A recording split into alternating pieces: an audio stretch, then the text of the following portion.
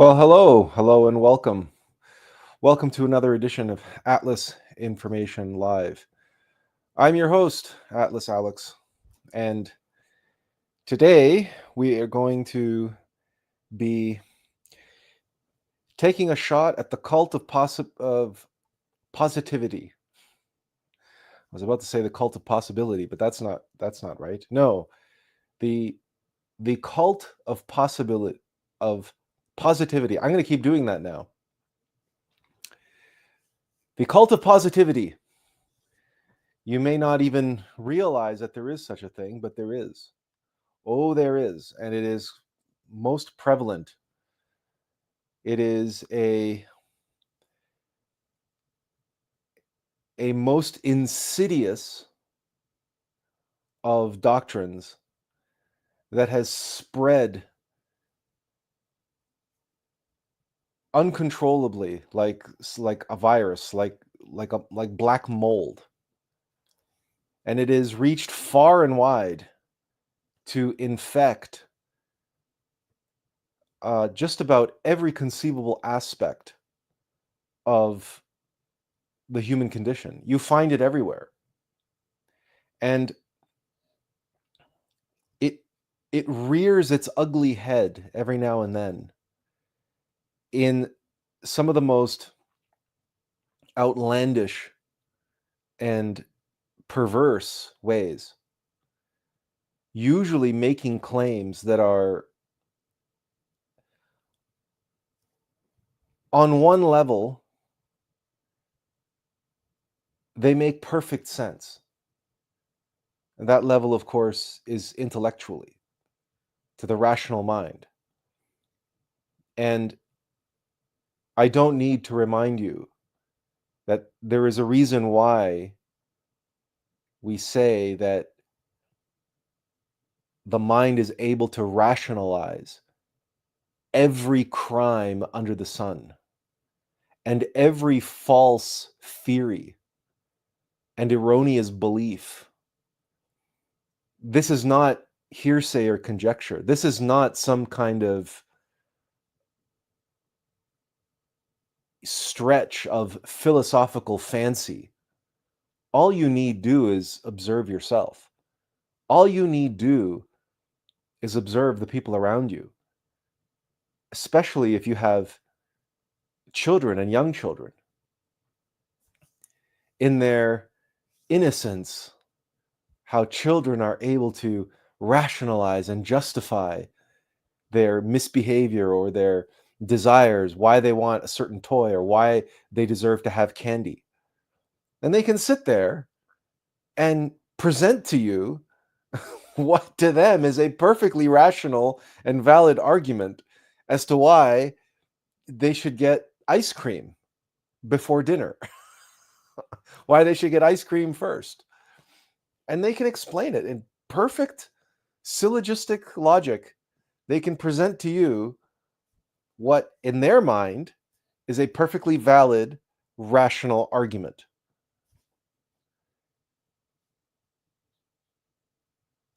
The cult of positivity behaves much the same way. Their dessert, their ice cream, is to feel good.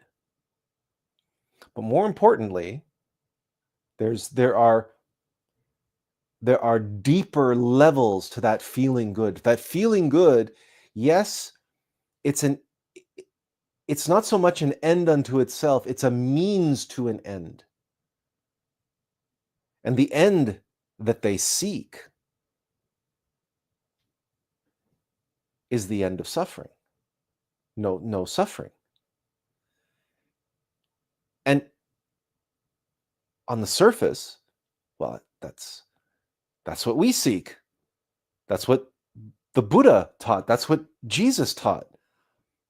That's the path of the Bodhisattva, a life of suffering and sacrifice for the sake of the end of suffering for all beings. That's the highest endeavor. That is the highest goal of all spiritual aspirants. To be able to achieve that, or at least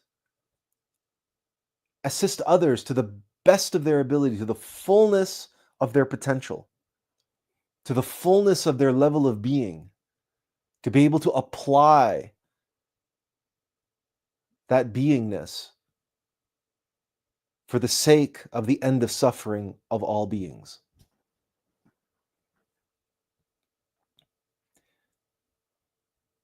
So you see, it's very enticing. It's very tempting. It's very attractive. And on the surface, just no different. No different than what we're doing. So am I being a hypocrite?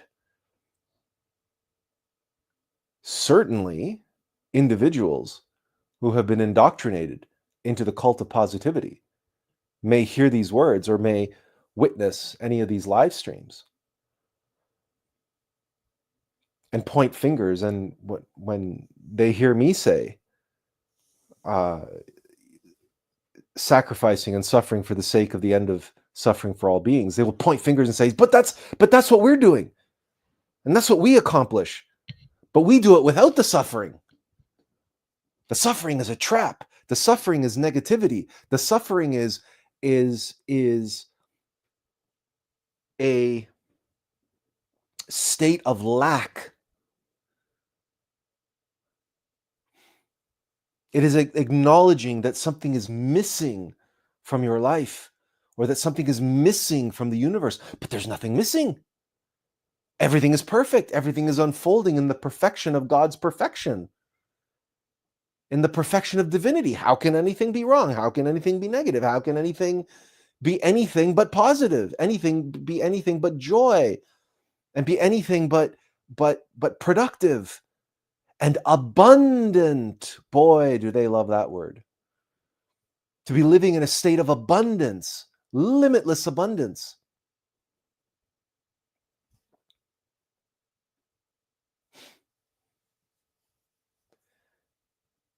And unfortunately, that mentality, that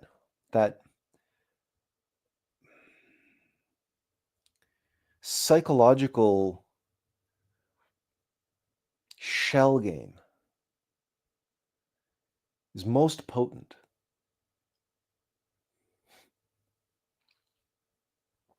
And as I said, it infects and infests all manner of spiritual aspiration, all manner of religious sects and traditions have been infected by it. Indeed, you can witness those born-again Christian televangelist sermons and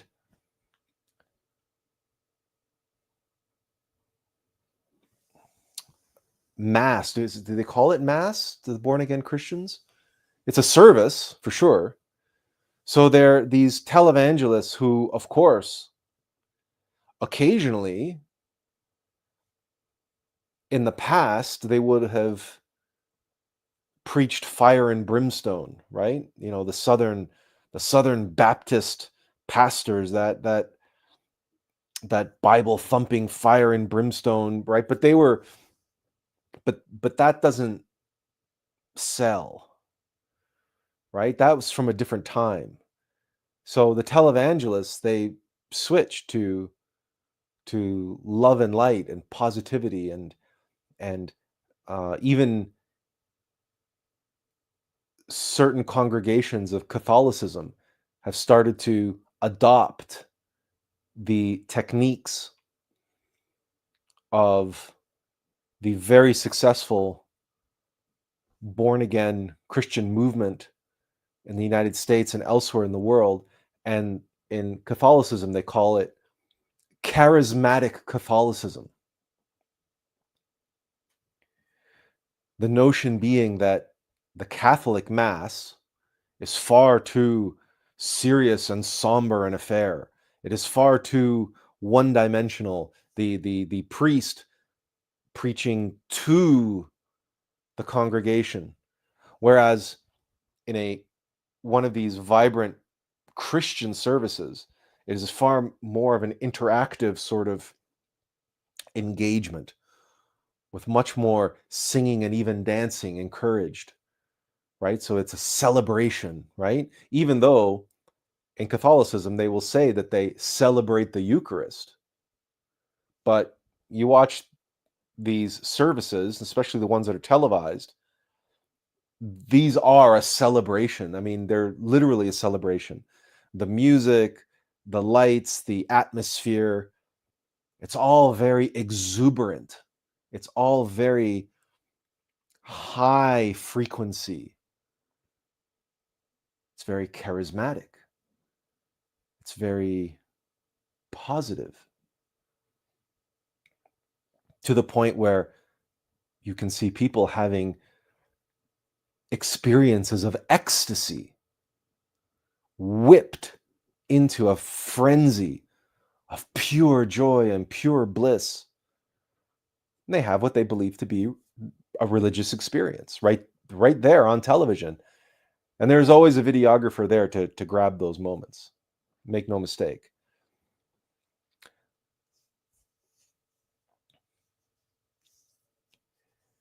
That's but one example.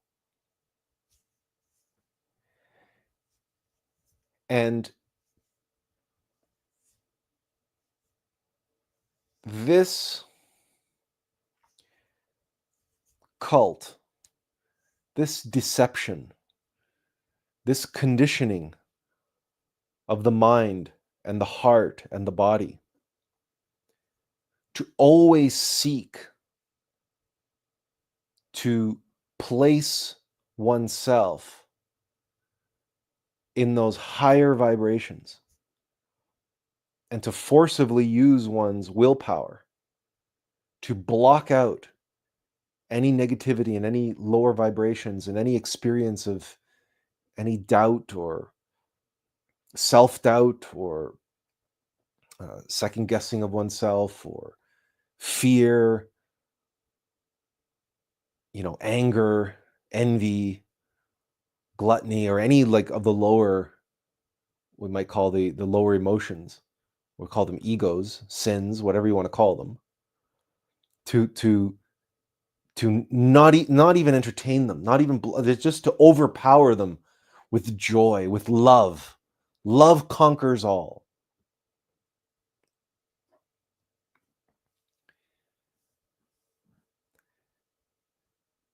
This is the single most acute and most obvious expression of what has been called spiritual bypassing.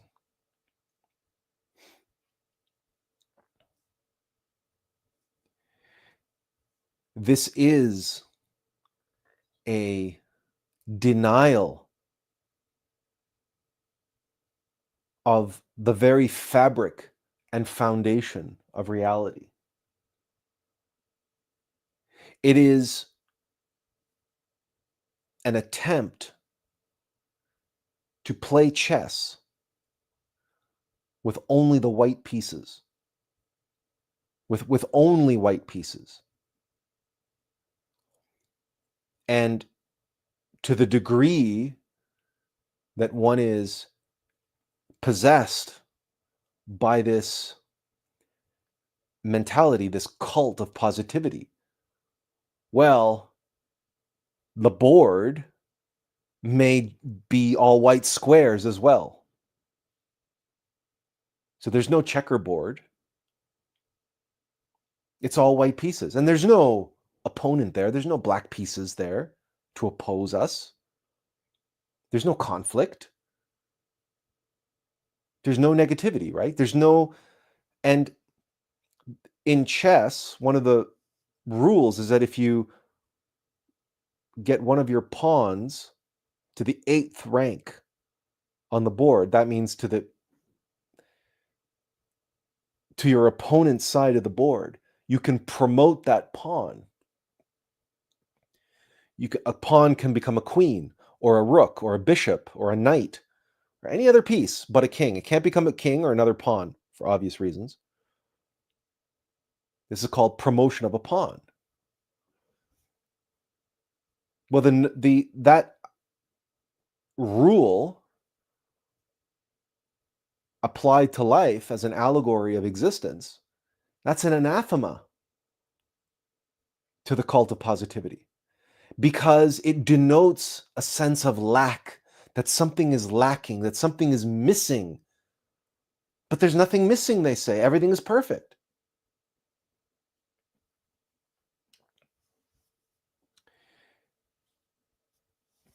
As Azazel says, hello.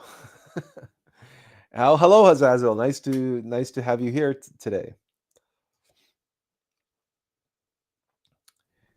So this talk today was inspired by the comments of someone who had spoken out against the concept of hope. And this individual claimed that hope, like need, or she equated need to desire, and then said that that denotes this state of lack, and that this being in a state of lack,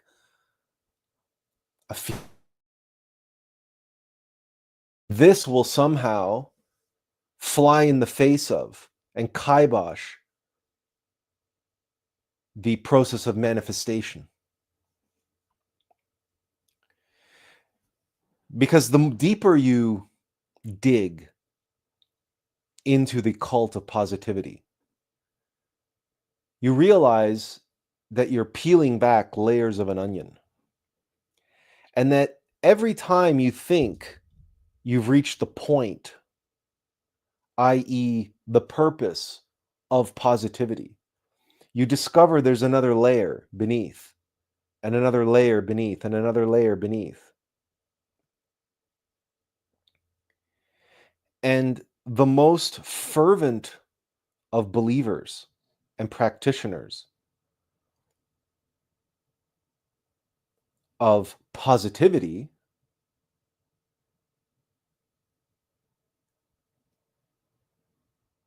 you discover that beneath that positivity is a desire. Now, it's a so-called spiritual desire. And that spiritual desire can come in many forms. Very often it's a form of mystic pride. That is an ego that identifies and is attached to the concept of awakening and acquiring powers, or benefiting from spiritual power, benefiting from the law of attraction. And how do you benefit from the law of attraction? Well, to someone in the cult of positivity, you benefit from the law of attraction by attracting positive things, good outcomes. And you attract abundance into your life.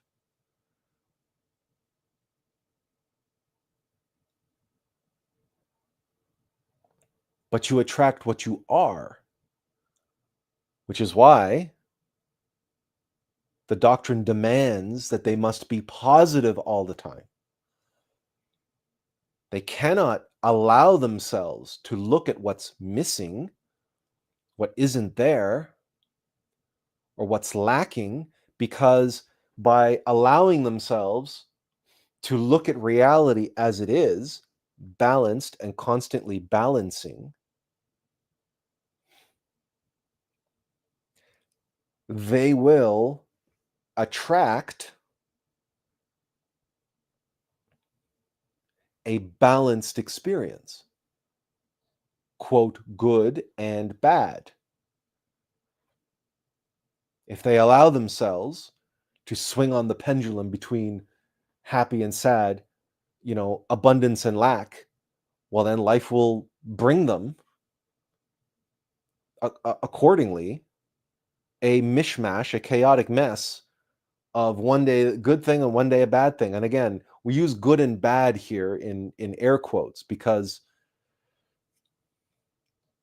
if there was a Taoist listening in on this conversation, he would immediately say that good or bad are concepts and they're entirely subjective. And what is good in one moment can become bad the next moment, and good the next moment, and bad the next moment. And of course, because we know the Tao, or we should be familiar with the Tao, in that ever so famous image of the Tao, we know that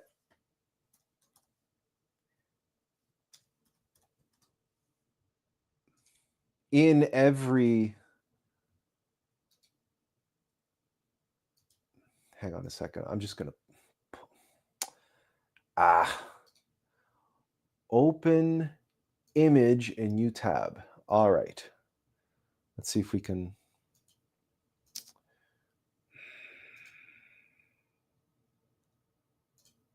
There. That's what I was trying to do. Just to get it up on the screen so we're not.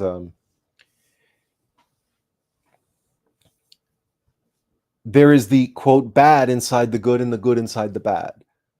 And of course, what we're talking about here is positive and negative. What we're talking about here is masculine and feminine. These are two sides of the same coin, in other words. You cannot have one without the other.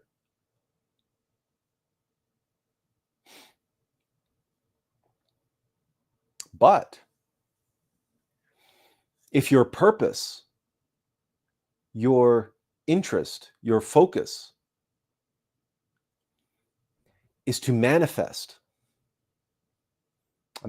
what you want, and what you want is comfort and security and abundance and success and fame and fortune, and you want to win all the accolades, and you just want to have this heaven on earth, or what this vision in your mind or in your heart is that heaven must be like. Oh, it's just endless love and endless abundance, and there's no lacking, and it's just this cornucopia, this overflowing fountain of endless joy and bliss. Well, then,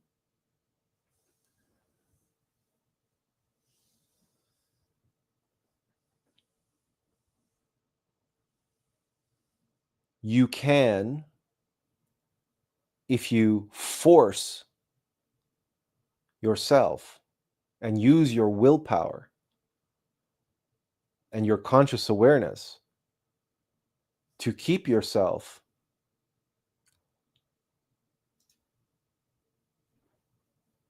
in one half of the Tao, then through the law of attraction, the universe will begin to reflect, your world, your life will begin to reflect a mirror to what you believe the world should be, what you believe your life should be. And if you reinforce that belief every moment of every day,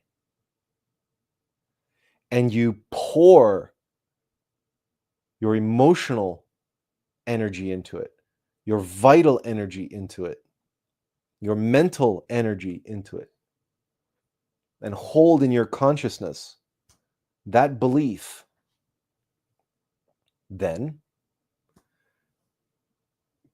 you can attract material wealth and fame and fortune and all these things. And your world will start to reinforce your belief. And you will begin manifesting events, people, and circumstances that reflect and add to, and again, reinforce, validate, rationalize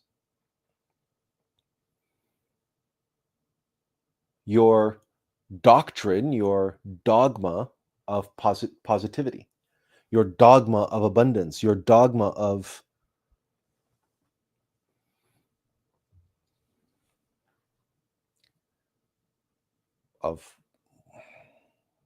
whatever you want to call it. But here's the problem.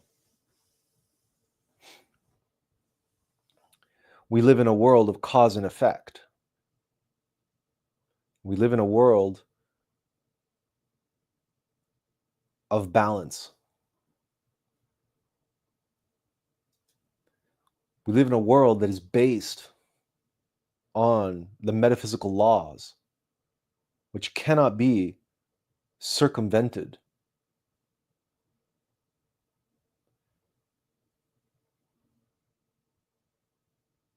Eventually, what is thrown out of balance will seek to return to a balance. Nature abhors a vacuum. If you, through the doctrine of positivity and the cult of positivity, treat the universe like your own personal checking account, and you write checks to yourself, which you can do, by the way. Jim Carrey did this. He admitted to it. He famously wrote a check for whatever it was, $20 million. And he took it everywhere he went, and he would pin it up on the mirror, even when he had jobs and stuff, when he was backstage preparing to go on stage as a comedian. And he would look at that check, and he would look at himself in the mirror and look at that check and look at himself in the mirror, and he would pour all of himself into the visualization, into the reality of himself in that check. And then eventually, one day, he was hired. I mean, he did several movies, and he became, an A-list comic actor in Hollywood. But then a producer came, and they wanted him for a little movie called The Cable Guy. And his agent was able to negotiate a $20 million paycheck for The Cable Guy. Jim Carrey was able to manifest, in reality, the check which he had written to himself for $20 million. That check literally showed up in real life for The Cable Guy.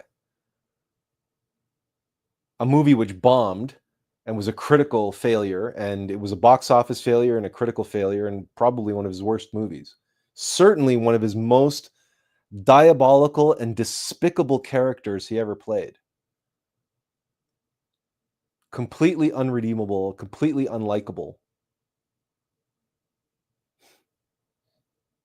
And it was after that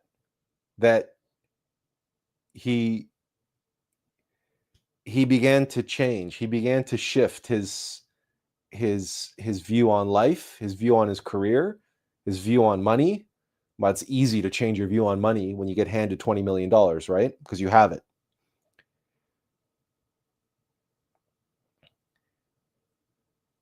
The point is that no matter how it seems, this this this activity, this enterprise of manifesting and manifesting via positive thinking and positivity,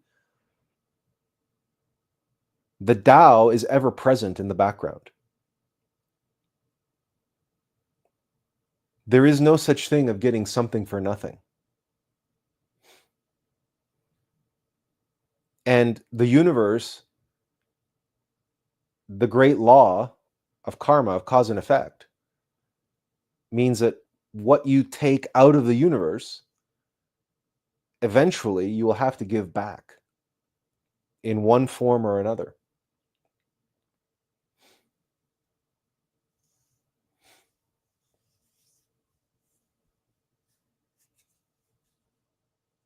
It's not a question of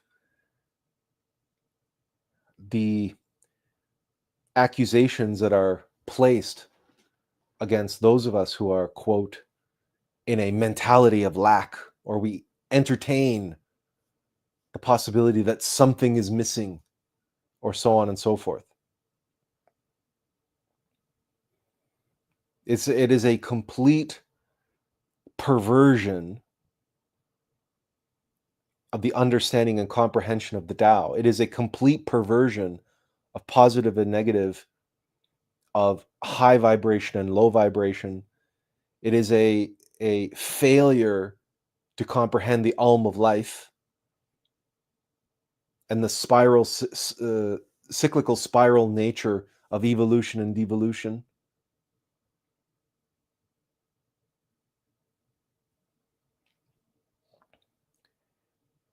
And let's face it, I've been very, very kind and generous with my words and language. But in fact, it's black magic. The cult of positivity is a form of black magic. It is a path to awakening as a demon, negatively. Even as one is absolutely convinced that they are awakening positively, because how could they not be? They are so positive. Their vibration is so high.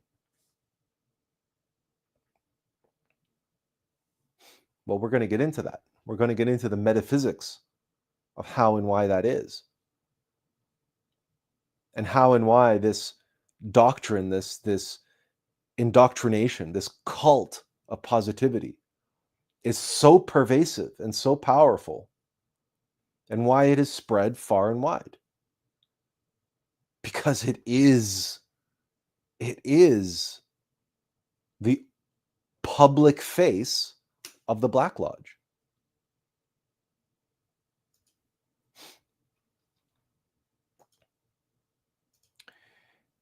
Austin Alvarez says, hello.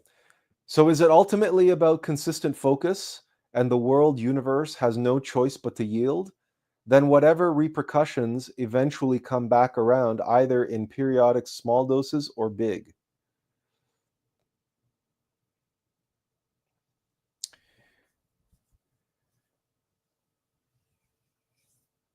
So when we say the world or the universe has no choice but to yield, the universe is not yielding to anything.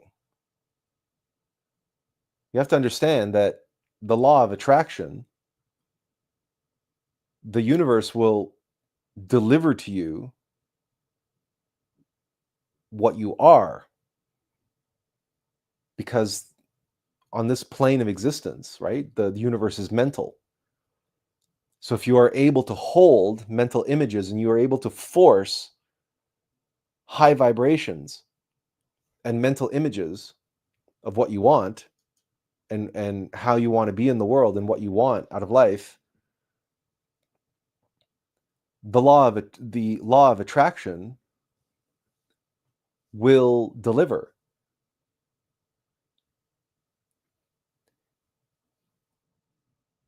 But you have not eliminated your dark side.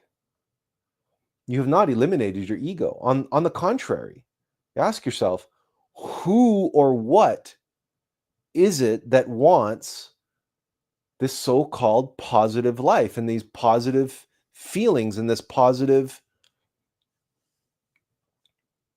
who or what is forcing through willpower this positivity all the time? Who or what is denying and avoiding the negative?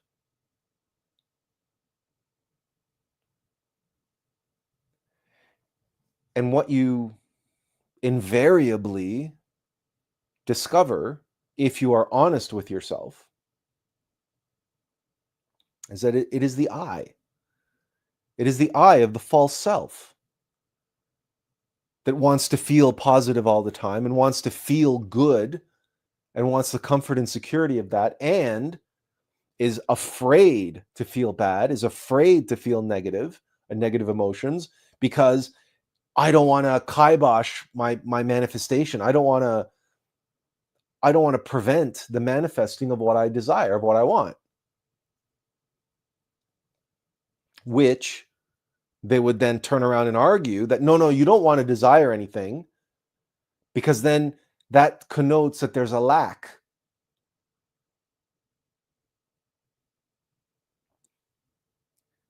This is a very, very clever avoidance of the truth, right? So let's take Jim Carrey again as an example. He grew up in a modest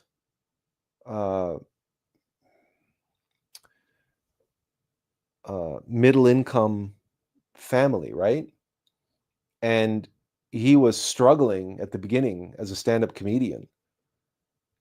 You know, he was not paying the bills. And so he had what was in his mind a very real lack. But rather than focus on what was lacking,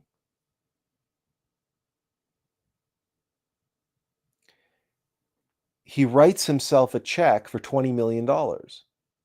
And he takes that check everywhere he goes and he pins it next to the mirror. So when he looks in the mirror, he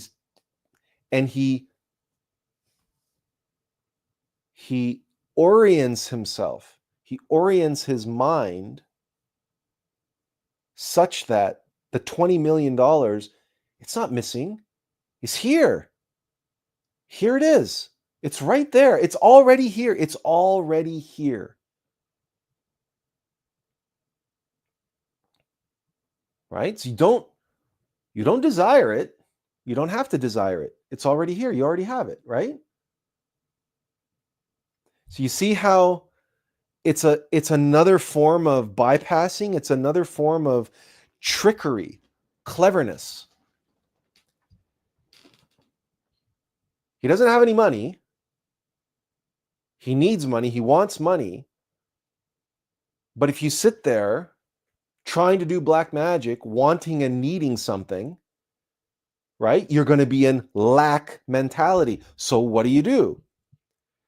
You write yourself a check. You behave and think and feel as though the thing you want to manifest is here already. It's already in existence.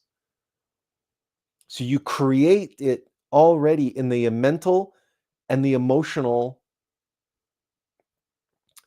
plane, and then you channel your vital energy into those mental images and into the emotions that you will feel, the positive emotions, the feel-good emotions around the fact that that thing is already exists.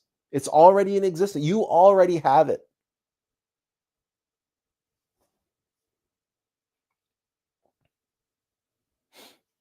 And so in that sense, if you do this consistently, the universe, quote, has no choice but to deliver to you this thing which already exists, because the universe is mental And if you charge that mental image with the creative force, your vital life force, which is your sexual energy, which is the creative force, then you will manifest it. The universe will create it, and you will attract it into your life. This is black magic. This is black magic 101. I don't normally openly discuss it and describe it this way because I don't want to be creating black magicians. But the fact of the matter is that what I described to you is what 99% of self-help gurus teach, and upwards of 90% or 95% of New Age gurus teach, is precisely what I just described to you. But they don't explain the metaphysical science at work, and they certainly don't talk about karma, and they certainly don't reveal the fact that it's black magic. Austin says, right, I understand that. So is it then more about resting in the I am presence or pure awareness and just flowing with the good, bad, positive, negative, or Tao? And I'm just going to continue, Austin, because you followed up here. He says, my, quote, desire for ease or, quote, positive in the physical is a means to develop myself spiritually and serve the greater good to the best of my abilities or capabilities. I feel like I'm being honest with that.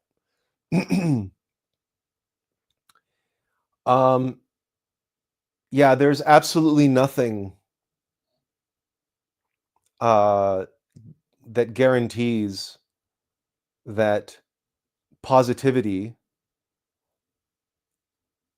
in the physical is a means to develop yourself spiritually. It's the opposite. It's the opposite. And I can explain precisely why in any number of analogies. It's the alm of life. It's the universal meta paradigm by which all phenomena come to be or not to be, and by which all phenomena progress. So if you go to the gym, if you work out, presumably you go to the gym and you lift weights, presumably you want to get stronger, possibly bigger, or more, or leaner, or whatever your goals are in the gym. But what do? You lift weights. And you either lift heavy weights or you lift lighter weights for more repetitions. But what do you have to do? You have to lift until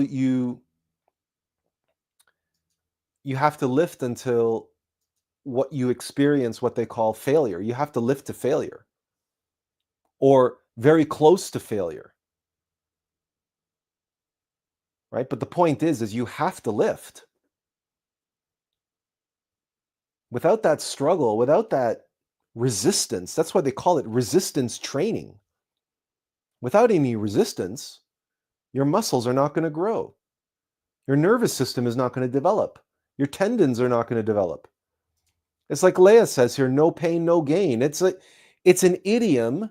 It's a cliche because it's true. It's like every artist who suffers for their art. If you think that's why Bob Ross had a wonderful PBS show, but he's not a world famous artist, right? That's all you got to do is make the happy little clouds, and we're going to paint some happy little trees. And he was in the cult of positivity. And his paintings are completely and totally, utterly lifeless, empty. Why? They're completely devoid of the human condition. They're completely devoid of any epic, heroic struggle. There's no truth in them. They're exactly as his program was. Fluff. 30 minutes of, oh, I'm going to paint some happy little trees here, and I'm going to do this, and I'm going to paint some this, and going to paint some that. And it's like completely like lifeless, listless. Why do you think it is that we have this thing called the hero's journey in all of literature and all of great film and storytelling? And why do you think it is that the theater, we call it drama? And Joan Rivers, God rest her soul, stated it clearly. She said comedy is tragedy plus time. Even comedy is drama. It's just drama removed so that the discomfort of the drama can be transformed into laughter. We can laugh about the drama. But without the drama, without the conflict, without the struggle, there's nothing. There's no point. And if something has no point, it's meaningless. It's pointless. This is not philosophy. This is just fact. And the example that I like to give on a physical level, right? It's half metaphysical, half physical, because of course what we're talking about here crosses the boundary. It reaches across the veil between the metaphysical world and the physical world. And the example to give here is that of water. And I've shown this, well, how many times? People, regulars to my live stream will be so familiar with the following image. If, of course, I could get Windows 11 to actually pull up the folder that I'm looking to pull up. Here. Well, actually, no. You know what? We're going to go here and go to books and figures. And let me just pull it up really quick.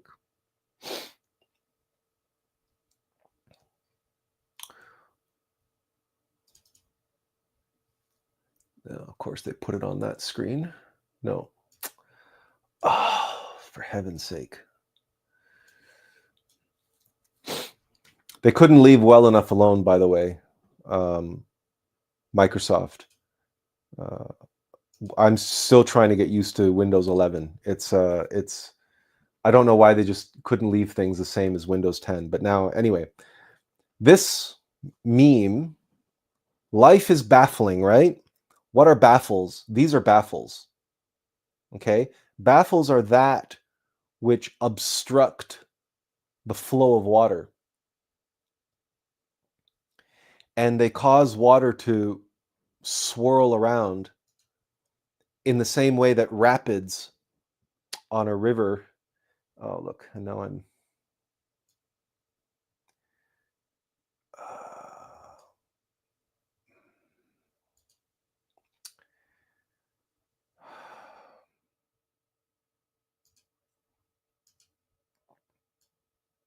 see if we can fix this. Okay.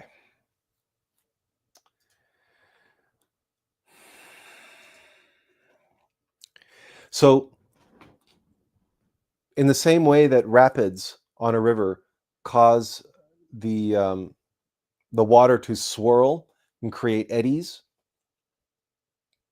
what they're actually doing is creating living water, structured living water. Water that is alive. It is more structured molecularly, meaning it can carry more sediment. It's more refreshing. It can carry more oxygen. In other words, it's better for fish. So when salmon do their salmon run upstream from the ocean, and you see them jumping, and trying to and swimming upstream through the rapids and jumping over rapids and waterfalls, why are they able to do that? How are they able to do that? Because they're swimming in the most incredibly alive, oxygenated, structured living water that is supporting their primal innate instinct to go and spawn, to continue life. Now, when you think of water that is stagnant, still water in a pond somewhere, water that has no inflow and outflow, it's just sitting there. What happens to it? It becomes dull, dank. It's stagnant. It putrefies. It gets filled with algae, and it becomes like brown, dirty, green, right? You don't want to swim in it. You certainly don't want to drink it. And very few things, can live in it. Painted turtles and whatnot, and a few other, sort of bottom dweller, bottom feeding type animals can exist in water like that.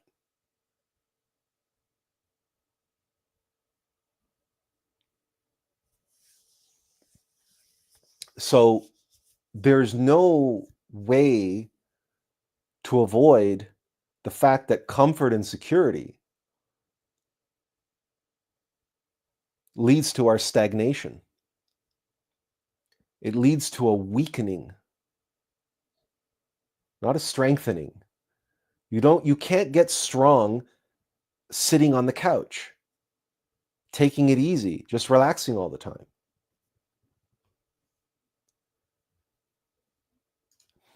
And Austin says, I understand this concept, lotus from the mud, etc. I suppose I'm not able to express myself clearly with the limited characters restricting a single post here in the chat. I'll pipe down and listen. Oh, no, it's fine. And you know what? You can, if you want to make a longer comment, just make more than one comment. To do them 2 or 3 in a row. I'll read them as you post them. But let me scroll back, because Azazel had a comment earlier. He says, it feels similar to hypomania or mania when you have reduced need for sleep and you have too much energy for everything that the world has to offer.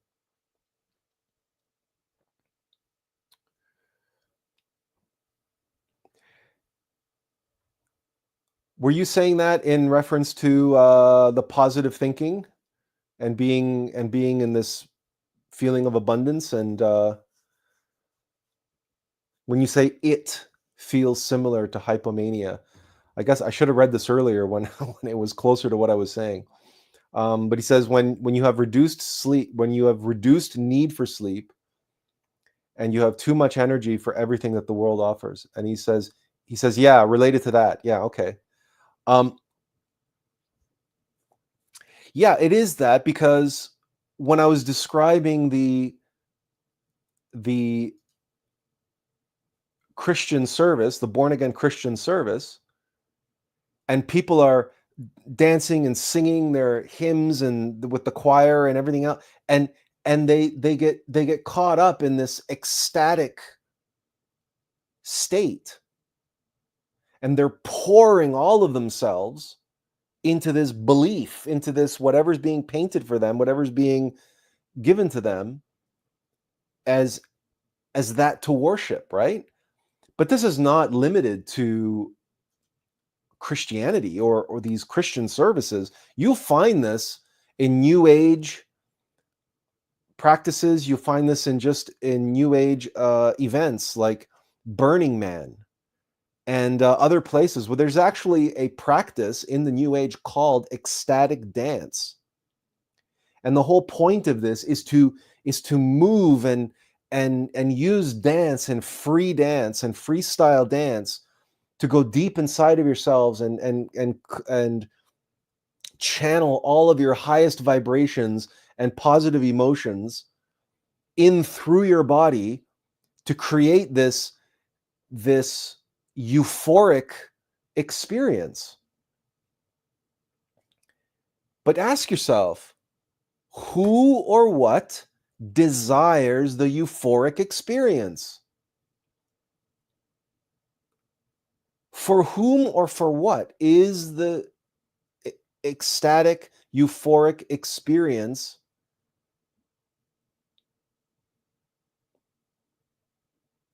Because we all know that the the pineal gland can produce DMT, which is why people take it. It's why people eat the mushrooms, the psilocybin mushrooms, and why they take ayahuasca. Now, ayahuasca is a slightly different category, only because if you do it properly with the proper ceremony, Mother Ayahuasca will take you into hell and show you what you need to see. You'll have what they call a bad trip, usually on ayahuasca, and why ayahuasca is so very often accompanied with purging, violent vomiting, and so forth, because there's again, the veil between physical and metaphysical is a thin veil. And Mother Ayahuasca will take you into hell and show you the demon face to face, the one that's been haunting you for years, but it's been doing so from your subconscious mind, from deep within your own psychological hell, where you had no access to it. All you had access to were the symptoms of addiction or self-loathing, addiction, self-harm, self-sabotage. So Dr. Gabor Mate, when he takes individuals on ayahuasca, and he does it in the traditional way, and it's a guided ceremony, when the individuals suffering from severe addiction finally get to look the demon in the eye, face to face, they finally comprehend, they finally realize the nature of their addiction,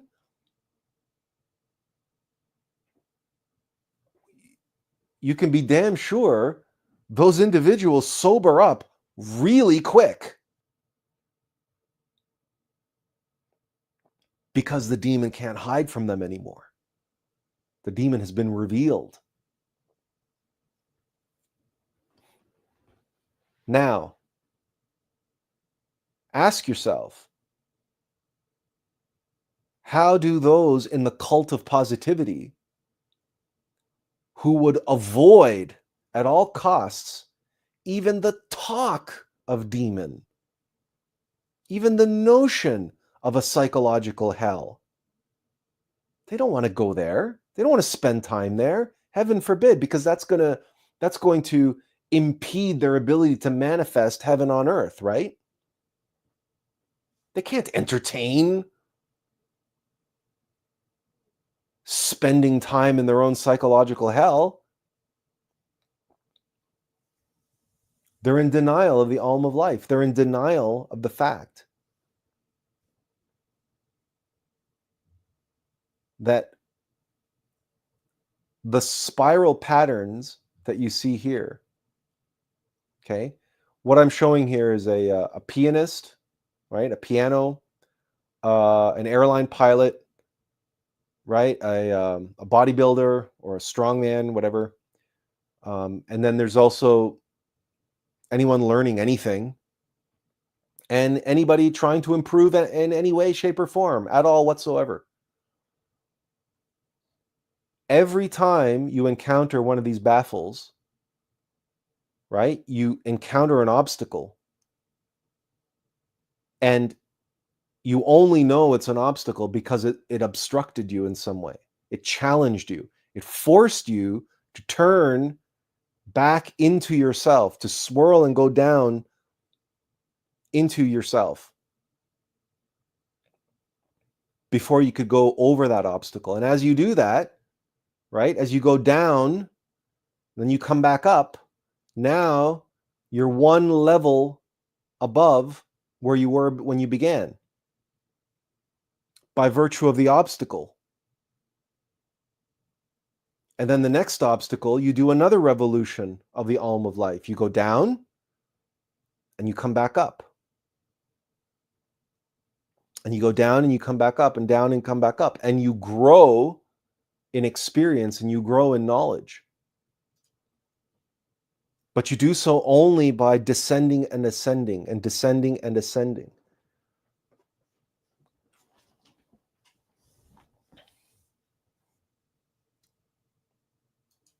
And I've drawn this many, many times before. Okay, so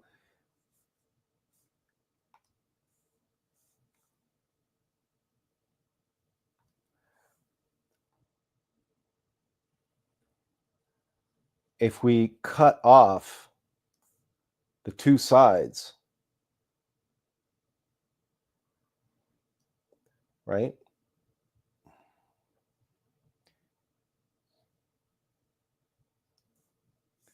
This now, it looks like a ladder, right? Because you have the different levels, the different steps.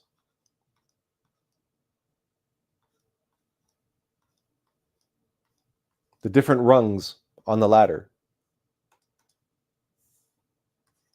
This is Jacob's ladder.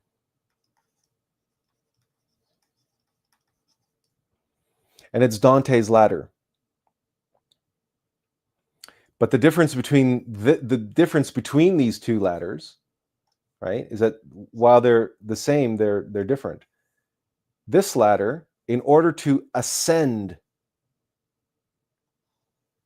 to the next higher rung, you had to first descend.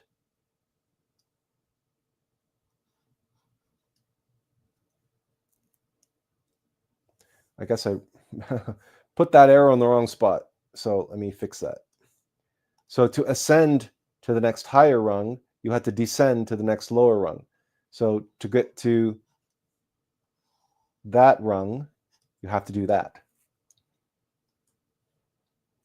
So in the Bible, Jacob's ladder, Jacob dreams of this ladder, and what does he see? He sees angels ascending and descending this ladder.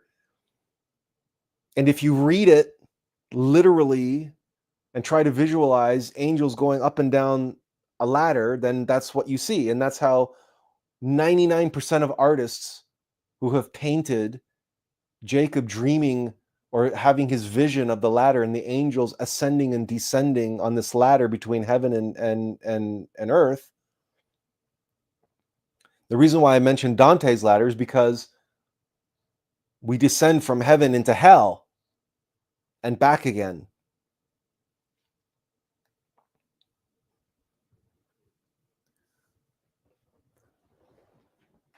There is no ascension without dissension, without descending. It's like Carl Jung said, there is no tree whose branches reach into heaven, whose roots do not reach down into hell.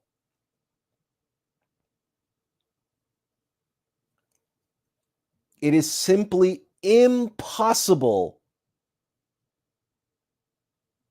to progress any other way. You cannot progress with only positivity, without any resistance. Imagine being a chess player, wanting to become a chess master, the greatest chess player in the world. Imagine if every game of chess you ever played, your opponent let them beat you.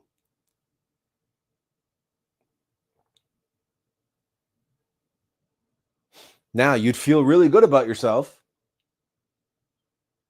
You'd be like, oh my God, I must be a natural born master. I beat everybody. I can defeat anybody. I can beat everyone. I can beat everyone. I can beat everyone. Everyone I play, I defeat.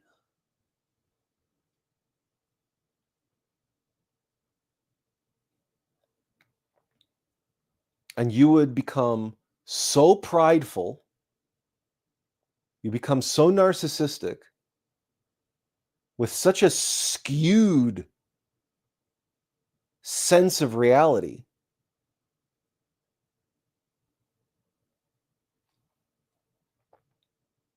because you would believe that you are this great master.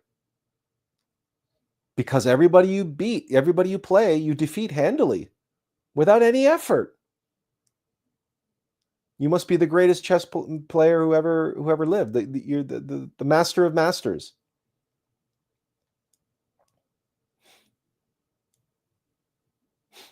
But the reality is, it's all a facade. It's all a lie. Because you never actually faced hardship. You never actually faced defeat on the board. You never actually faced a real opponent who was challenging you in any meaningful way. So in the end, you might be able to, even if you go to the championship, the world championships, and all your opponents let you beat them, the next day, you find yourself in a hotel lobby waiting for your flight to go home, now crowned the greatest chess player in the world. And a 6-year-old girl comes over and asks if you would play a game with her.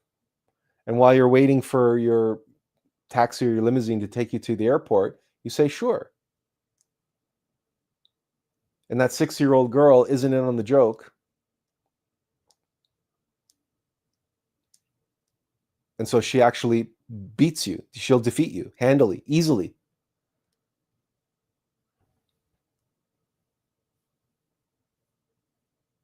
And your whole concept of yourself and your whole concept of the universe will shatter in an instant.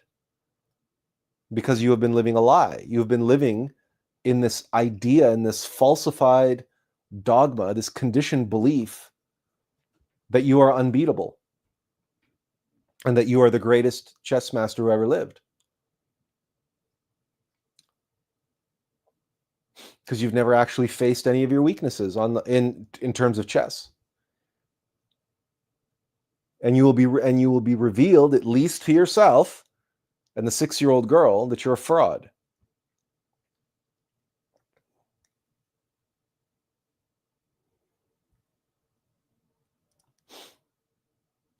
Now, depending on your personality, depending on what you value most, you might be able to continue to perpetuate that fraud.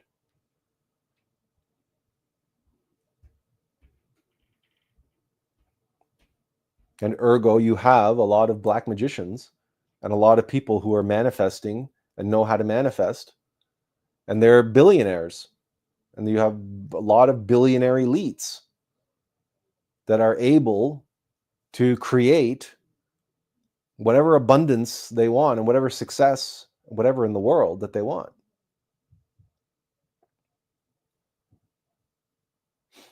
But invariably, they cannot prevent, they cannot stop the truth revealing itself to them, that they are frauds. Or that if they are geniuses, the line between genius and madness is a hairline.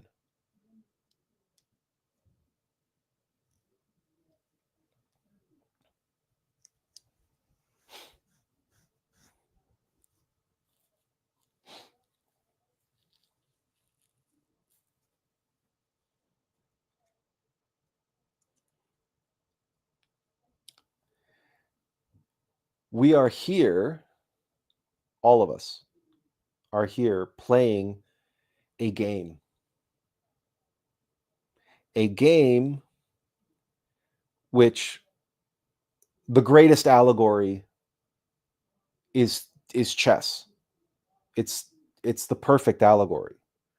But since a lot of people don't play chess, another really good one is Dungeons and Dragons, or any other role-playing game you've ever played, where you became a character and you started out at level 1, right? And you've got a wooden sword and a wooden shield, and you're running around, killing rats.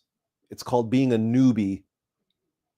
You're at level 1, right? You have no equipment, no money, no skills, no magic spells, nothing.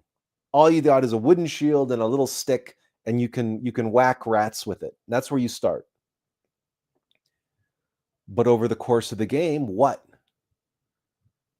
You descend into ever more dangerous areas,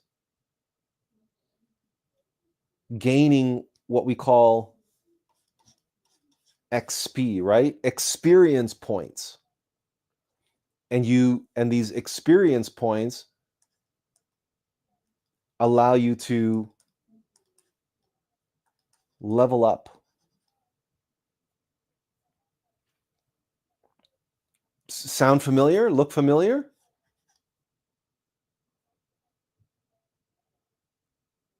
Dungeons and Dragons, right? You descend into, you're at level, whatever level you're at, level 1. Let me make this bigger for you guys so you can see this better. You're at level 1 here, and you descend to a level 1 dungeon. And if you defeat a bunch of monsters there in the level 1 dungeon, you can ascend. You come back from the dungeon with all of that XP that you gained.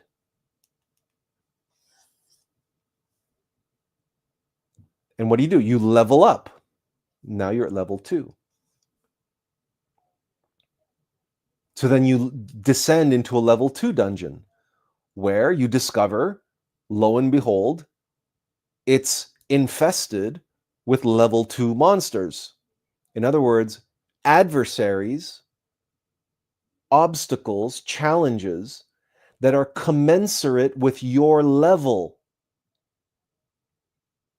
If you go into a level 2 dungeon, you're not going to encounter a level 25 dragon. No, you're going to encounter, instead of a rat, you're going to encounter a giant rat.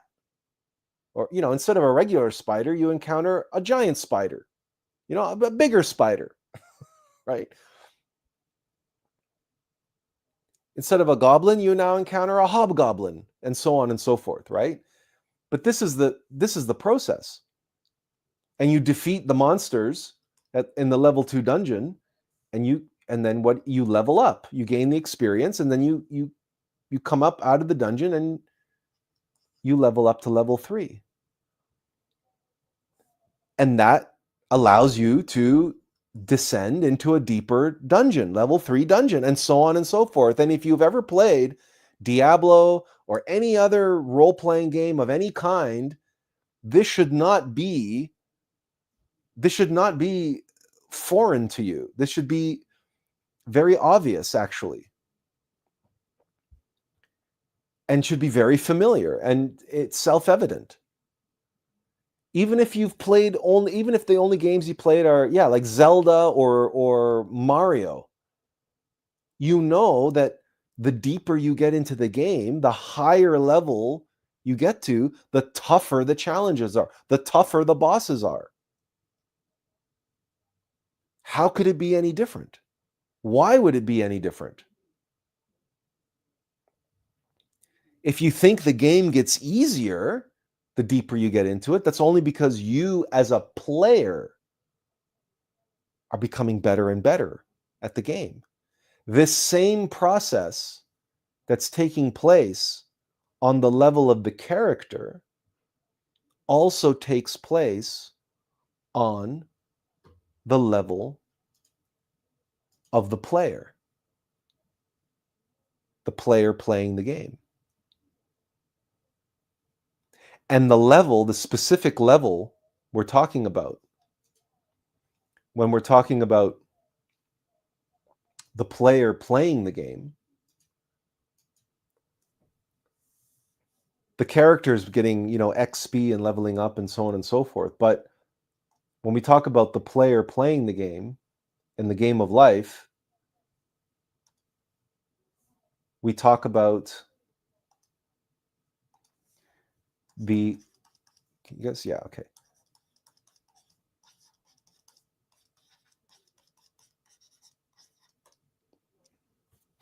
It's called the level of being. Your innermost being, your true self, has a level. This is where Dungeons and Dragons comes from. The notion of going deeper into hell and vanquishing the monsters, the dragons living in hell in those deeper dungeons, in order so that you can return and rise to a higher level of being.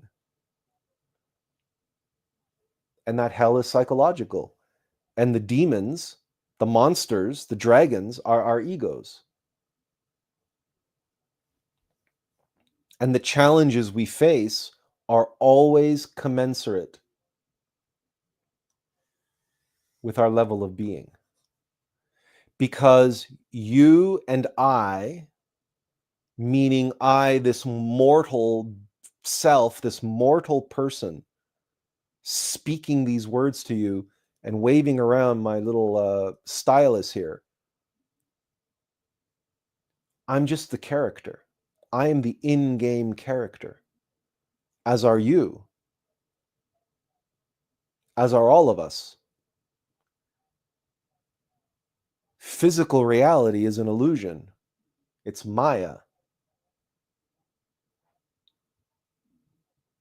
There is no such thing as physical reality. It only exists in the mind. This is a virtual game world.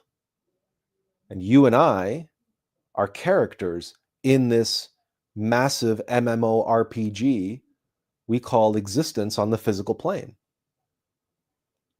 But we're asleep. Our consciousness is asleep. Our consciousness is bottled up inside of this character. We are so hypnotized and mesmerized by the virtual reality that we think that this is real and that this is that this is foundational. And we're ignorant of our innermost player, the one playing the game.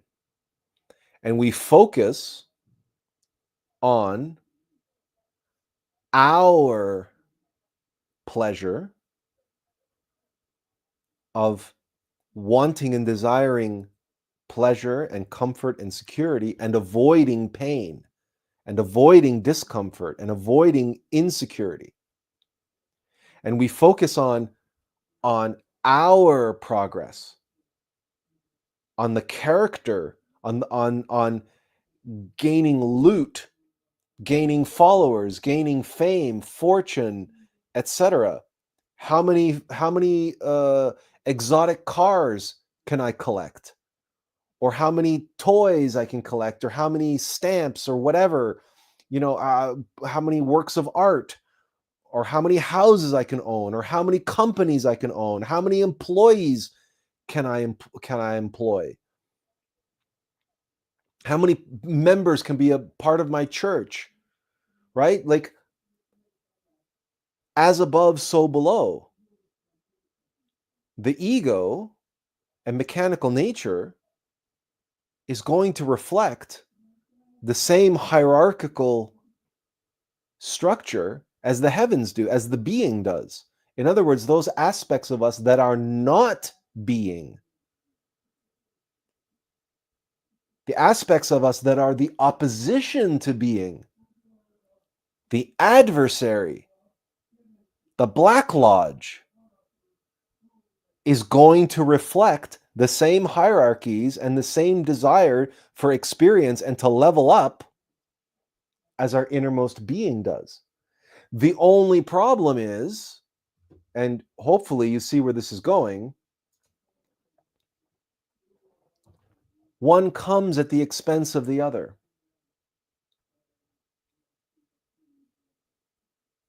This is the great mystery, the great glorious lava lamp of existence.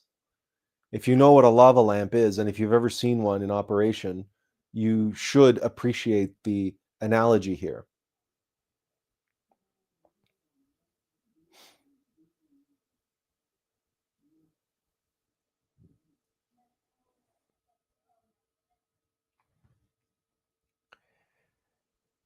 The cult of possibility, of there I did it again.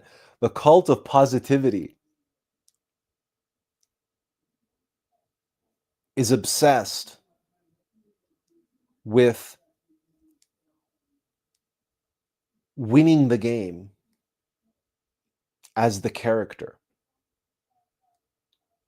Now, they can tell you all they want about I'm not this body, I'm not this mind, and they can use all the catchy new age jargon that they want and spiritual, because they can rationalize and validate anything under the sun.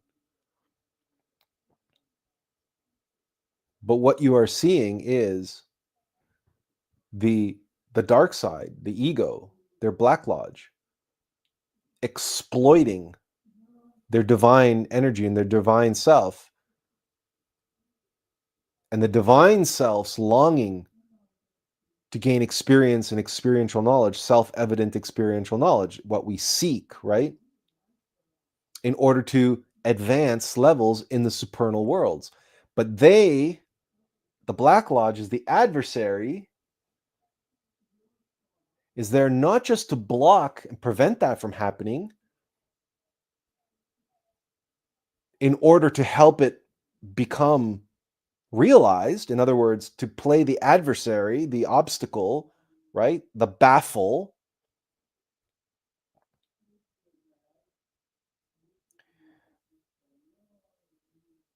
But that adversary is so clever and so insidious, it can actually exploit the deep longing of the heart to advance in levels and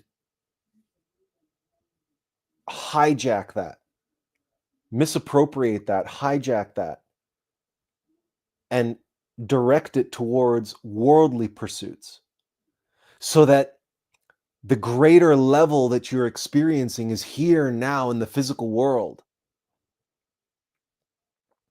So that if you can feel more spiritual, and you can feel that you're ascending, and you can feel that you're achieving a higher level of spirituality, well, then that's the goal. And you can eliminate suffering and eliminate the need for suffering, and that you can plug into the great cornucopia of the universe with positivity and the joy and bliss of endless, limitless abundance. And then you can become like God, this creator, this manifester only of good things, because good equals God, right? That's where good comes from. It's such an enticing, it is such a powerful, hypnotic, euphoric hallucinogen. It is such a potent concoction, which is why so many millions upon millions are caught up in it. And it comes at the expense of the development of their higher self. They are doubling down on their character, and their player is trapped in the game, not being able to progress. It's actually worse than that, because many of the new age people are awakening negatively. They're awakening as demons, because they're doing everything from the vantage point of I. I'm ascending, I'm awakening, I have powers, I am manifesting, I am positive, I am love incarnate, I am bliss incarnate, I am peace incarnate, I. They never talk about we, let alone their higher self. They never talk about humiliation. They never talk about humbling themselves. They never talk about themselves as just, they're just a character in a virtual reality. That I've said this many times. Link is from Legend of Zelda. He's the character that you play. Link cannot leave the Nintendo system. Mario cannot leave the cartridge. Neither can you leave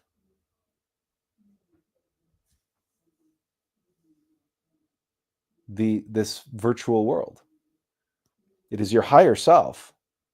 If you create the solar bodies, if you create the vehicle to be able to continue in the supernal worlds, it is your higher self who can continue outside of the game world. The player, in other words, who's never truly fully in the game, but he can certainly become lost in the game. And that's what all of us are. We're all lost in the game. And this is not a theory either. This is not a theory. You can prove it to yourself. Are you familiar with, if you play video games, then you already know that at some point in your life, you sat down to play a video game, and it was whatever it was, and you looked at the clock when you sat down to play, and it was maybe 1 o'clock or noon or whatever time, and you started playing, and the next thing you knew, you looked up, and 4 hours had gone by, and you didn't even notice. Back in the day when World of Warcraft was making headlines for the umpteen millions of dollars it was raking in every month and had millions of players worldwide, it was the most popular MMORPG at the time. It made Blizzard billions of dollars. And they even made a South Park episode about the kids getting addicted to World of Warcraft. And they had these scenes with the kids down in the basement, and they were having this LAN party. Everybody had brought their computers over. And they're all like unshowered, unclean, like for days they've been doing nothing but playing World of Warcraft, and Cartman's face is covered in zits and stuff because they haven't bathed, and they've only eaten like pizza and like potato chips and other only food that could be delivered to the basement. They hadn't left the basement, they hadn't done anything. And this was a social commentary on real life scenarios. There were individuals who vanished from life. They vanished from their job, from their families, from their relationships, they just vanished. And people were like, what, where did this person go? They wouldn't return phone calls, they wouldn't return text messages, they wouldn't return emails. Some of them weren't even checking emails. Why? Because they were spending every waking moment that they could in World of Warcraft. Barely stopping to go to the toilet. Some of them, believe it or not, went and bought those medical chairs, those chairs for invalids that you can put a potty underneath so that they could go to the toilet while they were playing, so they wouldn't have to interrupt their playing. There were people who were found emaciated, like on the brink of like starving, like not forget about the brink of starvation. Yeah, okay. So Austin said, he recalls the South Park episode, "Mom, bring me the bucket," right? But there were this was based on real life, real cases of people being found in like catatonic states, completely sensory deprived. They were dehydrated. They were starving.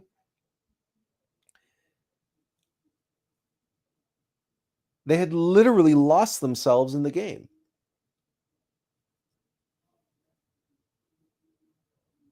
And, we don't have to be even talking about a very visual or three-dimensional immersive world here.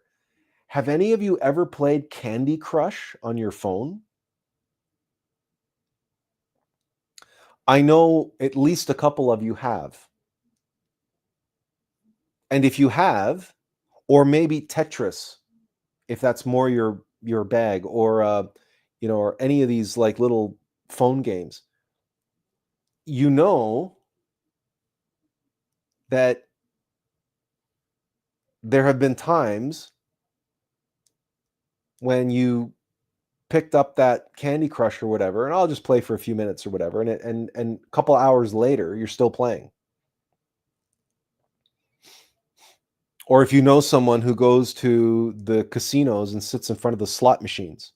Of course, they don't use the arms anymore. Now they just have buttons, right? Or pachinko machines in Japan, or any of these things, right? They're designed to be addictive. They're designed to be immersive. They're designed to hypnotize you and keep you trapped in the little screen, in the little game world.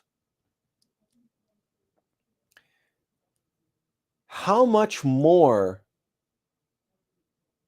visually stunning and immersive and sensory and stimulating is the three-dimensional universe that you find yourself in right here, right now, in this moment. Look around you. Look around you.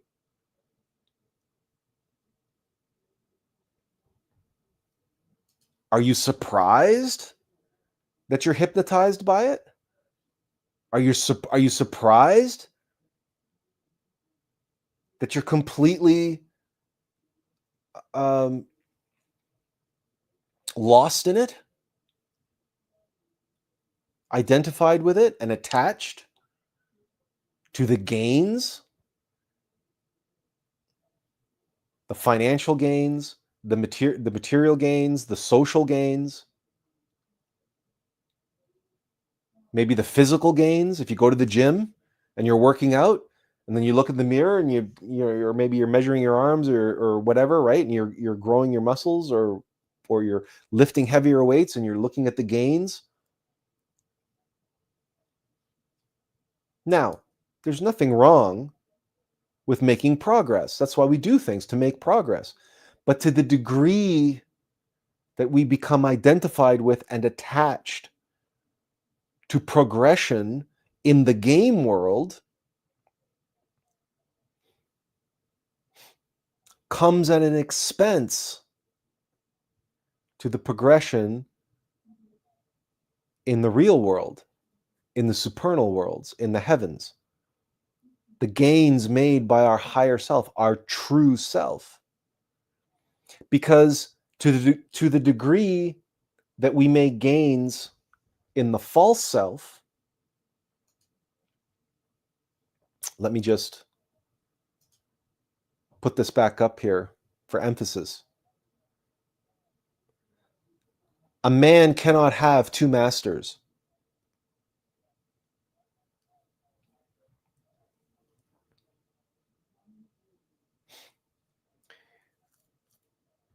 A while back, I did a live stream talking about the Hasnamusen. And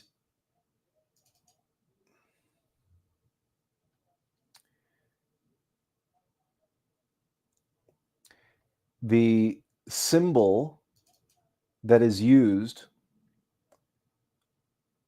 to describe the Hasnamus, or that represents the Hasnamus, also known as Hanasmus. Both spellings are considered valid.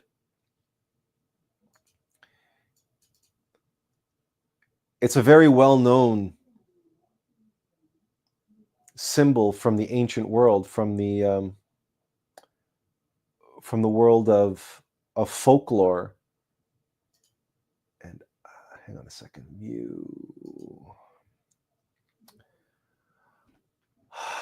Details. Okay.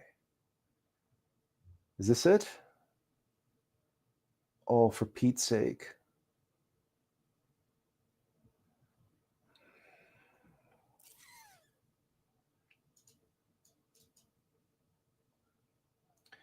Okay.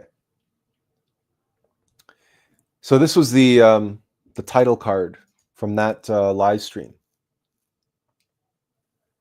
And the artwork there is showing two centaurs. And in a not so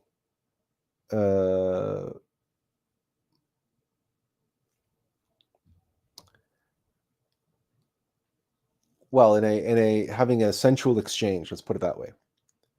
But the centaur, the half man, half beast. So the upper part of the body is human, and the bottom part of the body is either equine, or so either a horse or a goat. So there's a satyr. A satire is a goat.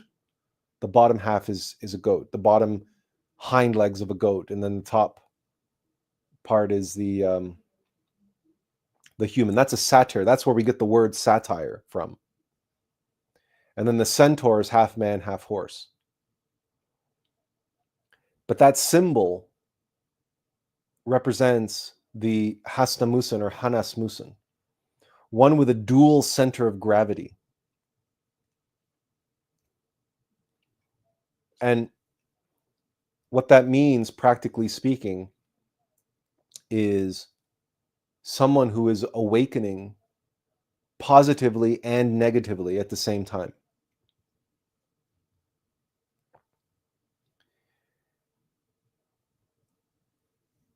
This is the condition of the vast majority of human beings who, at present, identify with being spiritual, on the spiritual path.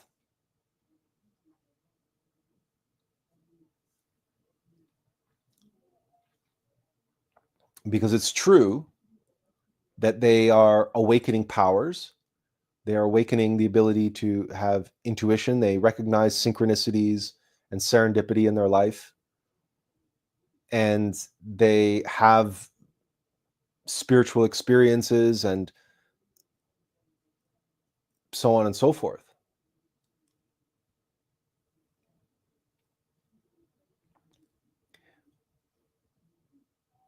But they're not doing the work of eliminating their egos. And they're not practicing scientific chastity. They're not denying themselves, their false self, and the desires of their false self. On the contrary, their false self is taking credit for advancing metaphysically and advancing the level of being. And they're saying, I am ascending, I am awakening, and I am ascending.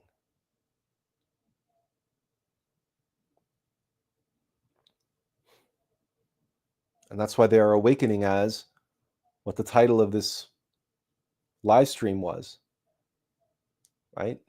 They're awakening as demi-humans, not true humans. They're awakening as intellectual animals because their mechanical, darker animal self is exploiting and harnessing what belongs to their innermost being, and what is advancing the human part of them. But the ego part of them is along for the ride and is becoming stronger and is becoming more and more clever and more insidious.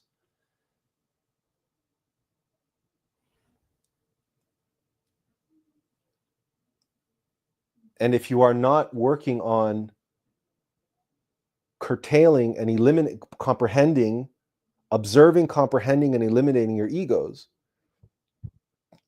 If you keep feeding your desires and feeding your beliefs about yourself and all of these concepts in the mind about how you're awakening and how you're spiritual and how you're this and how you're positive and how you are manifesting and all the rest of it, and you're avoiding your dark side, and you're avoiding confronting the dark side, and you're avoiding any negative things coming into your life,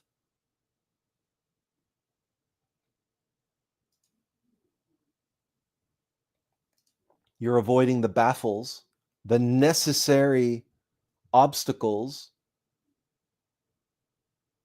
that are necessary for your innermost being to face, and for you to and for your being to face them through you, because after all, this is a game.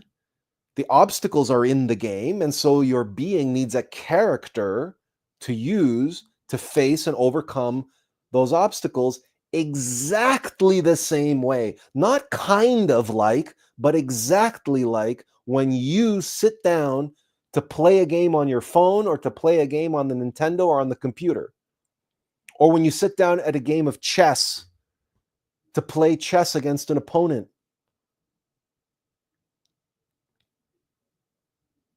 The pieces on the board are there.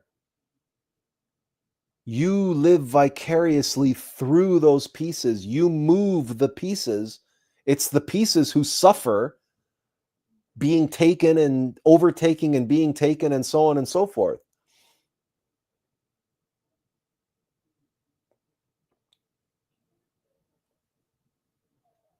But if you, the character, are convinced that suffering is wrong and suffering is bad, and that all negative thoughts and negative things and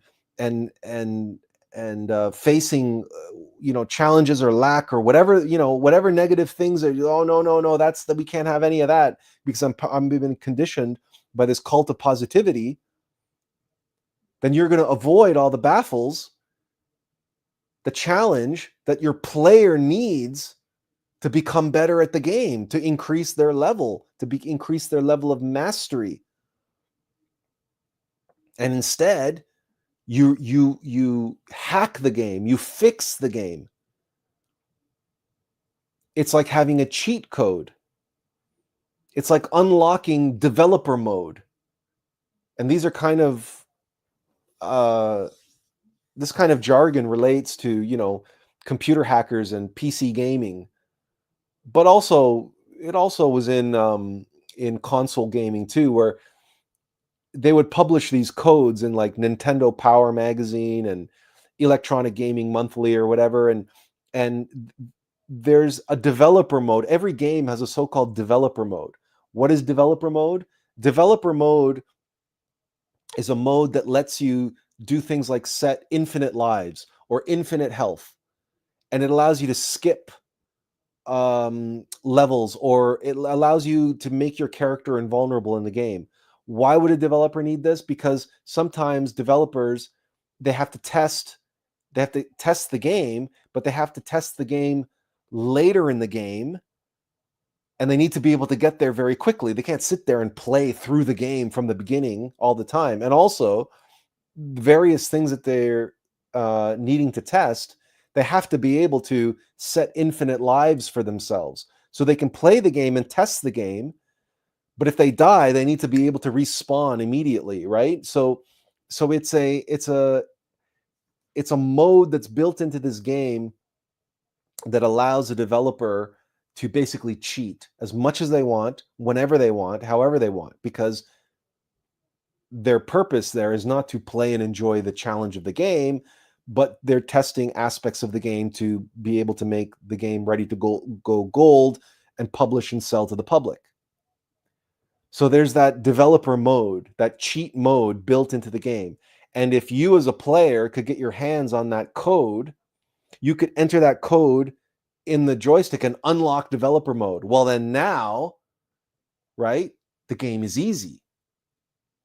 All the challenge is still in the game, but whereas before you only had maybe 3 lives right? And then after you lost your third life, you'd have to go all the way back to the beginning and start from the beginning. But if you unlock developer mode, you have unlimited lives.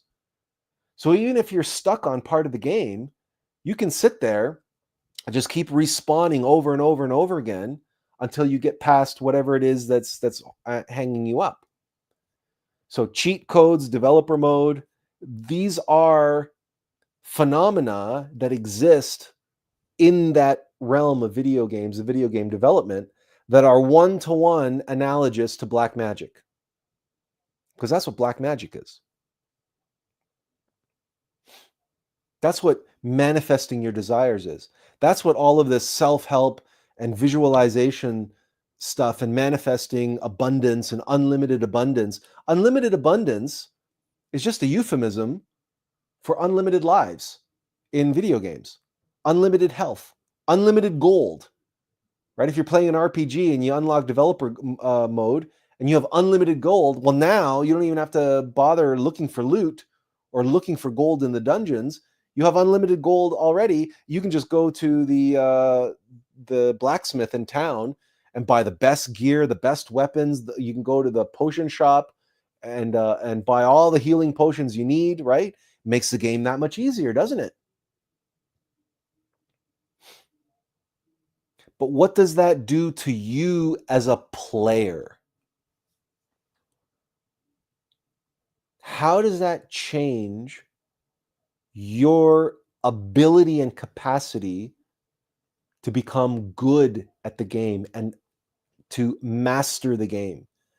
If you unlock developer mode, if you unlock the cheat codes, and you're basically cheating.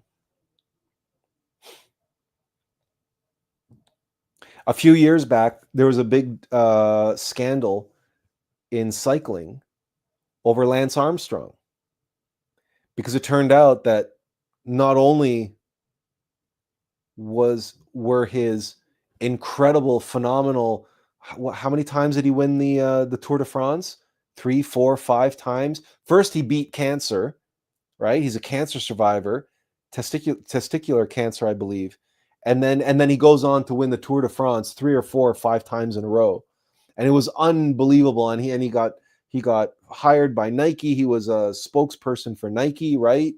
Multi-million-dollar contracts, selling Nike gear and everything else. But eventually, the truth came out that Lance Armstrong was taking performance-enhancing drugs. And he denied it at first, vehemently, actually, but then eventually he had no choice. He did his mea culpa, and he admitted to the truth that, yes, indeed. But what happened was it revealed just how dirty the sport of cycling is, and that professional cycling, all the teams and all the riders at the Tour are on performance-enhancing drugs. That you have to be. Why? Because everybody else is. Everybody else is doing them. You don't stand a chance. People don't, normies, right? Normal people don't understand, don't appreciate how potent these drugs are. If you see those bodybuilders, right, on stage, like Arnold was not a natural bodybuilder. Arnold was taking drugs. Arnold was taking steroids. They were all taking steroids. It's impossible to be a natural and achieve that kind of size and bulk and everything. It's impossible. They actually have separate leagues now. Professional bodybuilding, steroids is wide out in the open. Everybody knows that everybody's using. In fact, they have a separate league for natural bodybuilders. And you look at natural bodybuilders compared to the testosterone variety, and it's like night and day. And one of the striking things is that you look at natural bodybuilders and you say, yeah, okay, that looks right. That looks about right. Like that, I can see that person is pushing the boundaries of what's possible. But it's clearly within the boundaries of normal. And then you look at professional bodybuilders and you look at them and say, okay, they're freaks. That's not normal. That's not natural, right? If you just follow your intuition, follow your gut feeling on that, you know it to be true.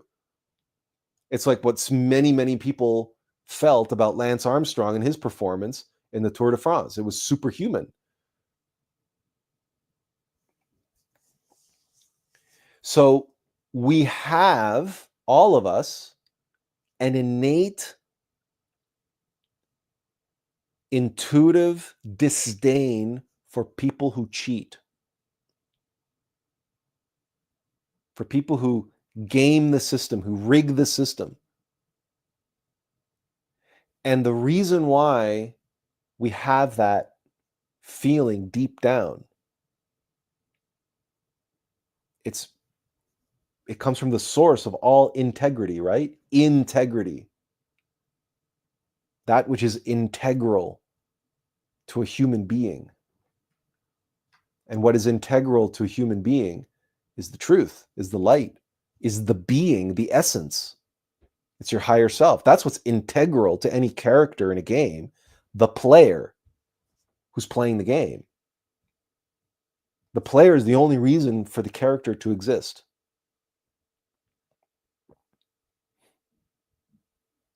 But if the character is cheating,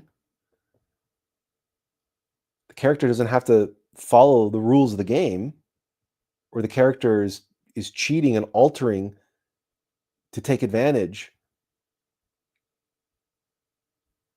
then they're robbing the player of the authentic experience, and they're robbing the player of the ability to develop and grow, to gain the experience and gain the levels of being, which are the whole reason why the player is playing the game in the first place.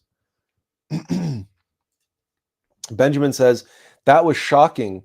Now Puma Shoes has an illegal running shoe. They have a mini metal spring under the right back of the toes. Look,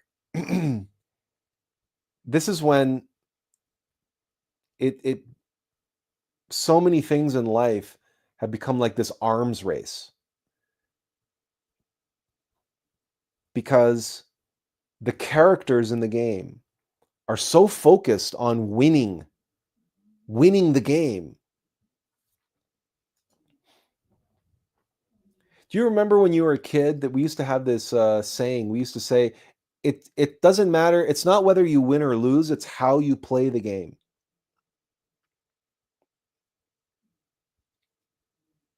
It's how you play the game. Are you a gentleman on the tennis court? Right? If you remember in the 70s and 80s, John McEnroe was an excellent tennis player. Take nothing away from his skill, but he made headlines because he was a brash, arrogant, and angry American player who would go to places like Wimbledon and yell and scream and throw temper tantrums and hissy fits on the court, and he would throw rackets and smash rackets, and he would hurl abuse at umpires, at judges, and at ball boys, and anyone and everything, blaming everyone and everything for his own mistakes or what have you, or bad calls, or whatever came his way that wasn't good for him, triggered this automatic rage response. And he developed this reputation in tennis as being, the bad boy of tennis. Here in North America, in the States, they try to play it up like positive, right? Oh, it's the American way, and and so on and so forth. A couple days ago was the 4th of July, so it's the It's the American chest. It's a time for Americans to beat their chest and beat the war drum and everything. Um,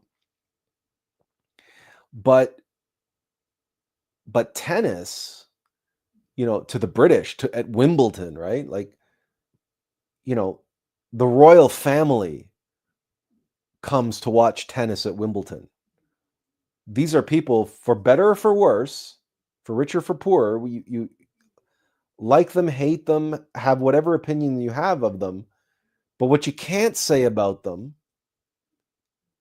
is that they have no appreciation for decorum and carrying themselves a certain way in the public sphere. Now, whether you think that's disingenuous or dishonest or what have you, that's another story. But politeness is an aspect of a very traditional aspect of British culture and in many other cultures around the world, including Japanese and in many other cultures, right? The way you carry yourself in public, there's a politeness. There's a dignity to it, right? And you honor others and you honor the space. You respect the public space and you respect others enough to treat them with a certain dignity and to respond to them, to maintain your composure and self-control, etc., etc. And generally speaking, in tennis, this was upheld by the players as well. It was a gentlemanly sport. Because it comes down from a kind of elitist sport, right? Yeah. John McEnroe came and just smashed through all of that with his racket and his temper tantrums.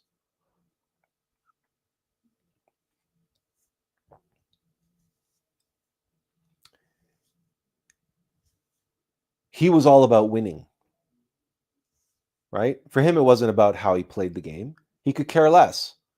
He could care less about the decorum. He could care less about the tradition. He could care less about any of that.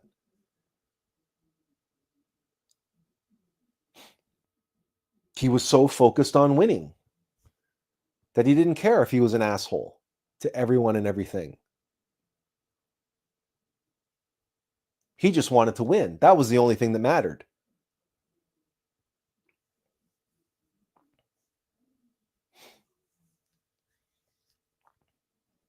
But, we go through life and is life about winning or losing, or is it about how we live our life?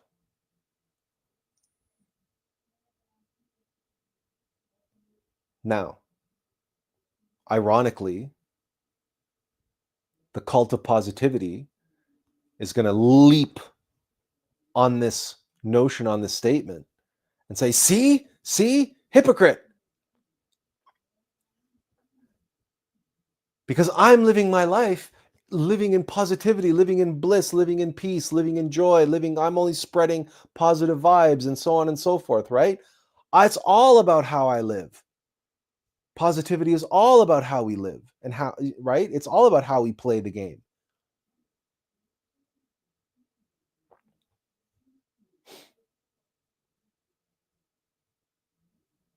Yeah, but they're still playing to win, right? How they play the game is how they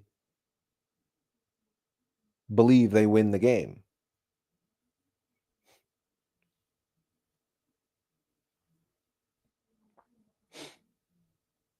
Because they're gaming the system, they're cheating. Because Austin asked earlier about, where was this comment? Here. He said, I understand that. So is it then more about resting in the I am presence or pure awareness, and just flowing with the good and the bad, the positive and the negative, or the Tao.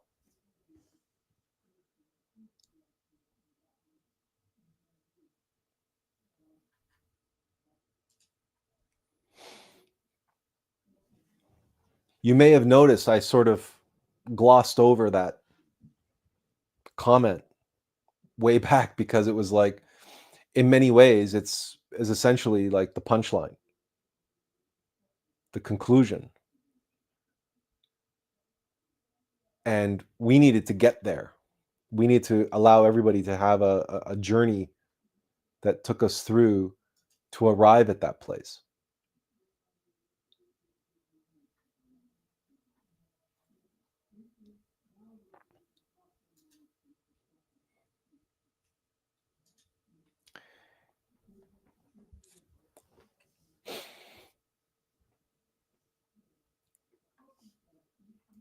We take the good with the bad. We go with the flow. And like everything in life, there's an ebb and there's a flow. In the alm of life, if there's a descent, then the not just the possibility, but the likelihood exists of an ascent.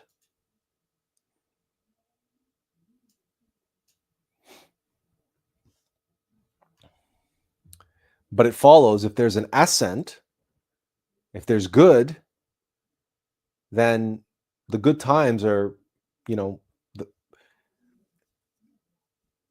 it's only going to last so long because we will have to face another challenge, another hardship. And the external challenges we face are there to be catalysts in order for us to face internal challenges.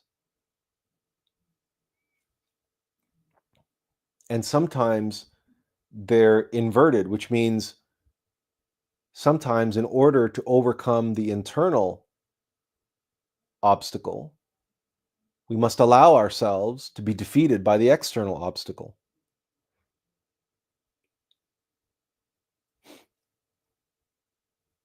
This is the process of radical humility.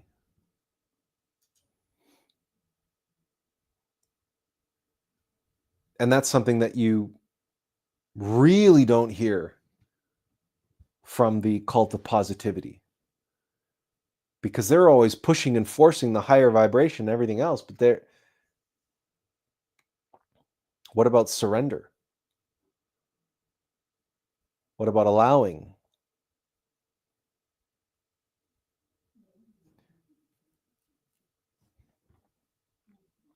They're so busy concerned with manifesting their desires, and they're so worried about interrupting the process of manifestation in their life, they forget their divine mother.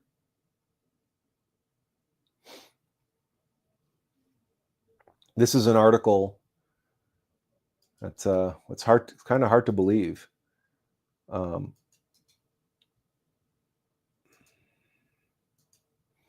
throw the link in the chat,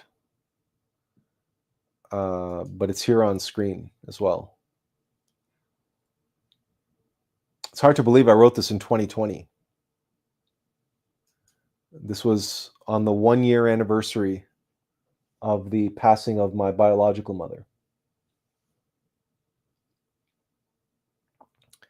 The subtitle says here, "In loving remembrance of she who is our strength, our wisdom, our guide, and the love of our life."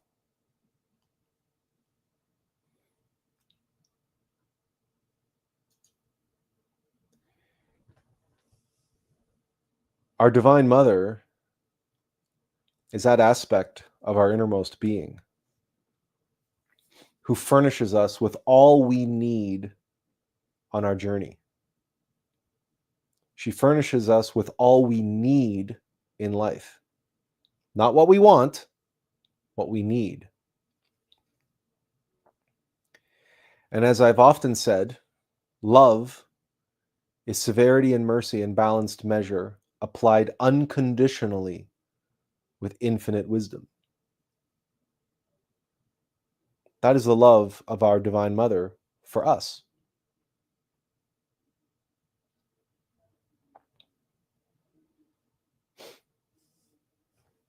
Severity and mercy, what we need. Now, the cult of positivity doesn't like that word, need, because need denotes a lack. Well, there is a lack. There is a shortfall. There is a shortcoming. You and I are not gods. We're not gods already. We are gods in potentiality.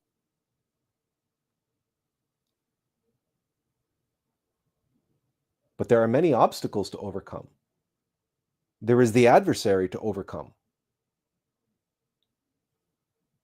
That isn't to say that the game isn't perfect, or that our Divine Mother isn't arranging everything that we need in order to succeed. But the same mountain that is helping you reach the apex, that same mountain is trying to kill you with every foothold and every handhold.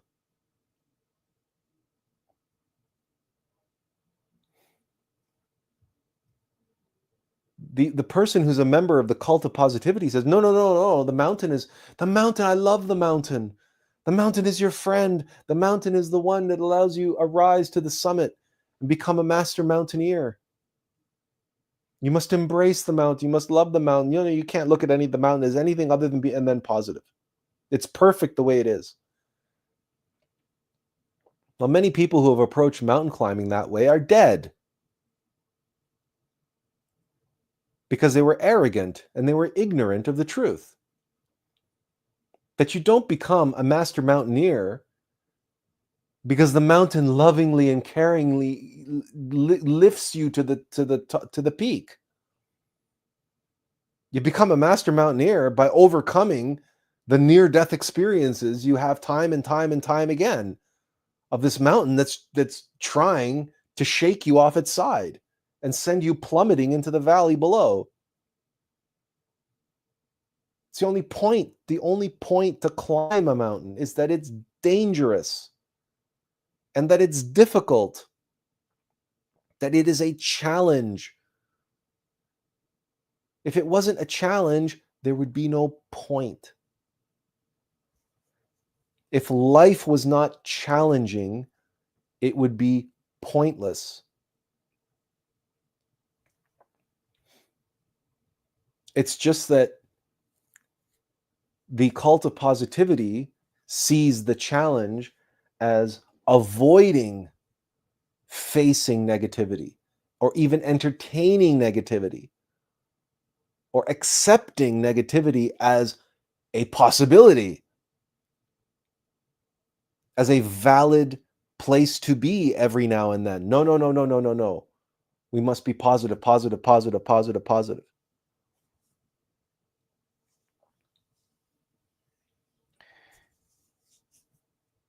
This brings us to hope.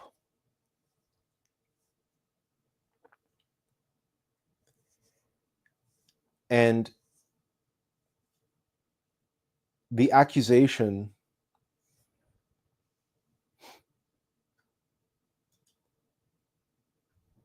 levied against this individual who's this whole exchange inspired today's talk, when the accusation was levied that hope is a form of lack,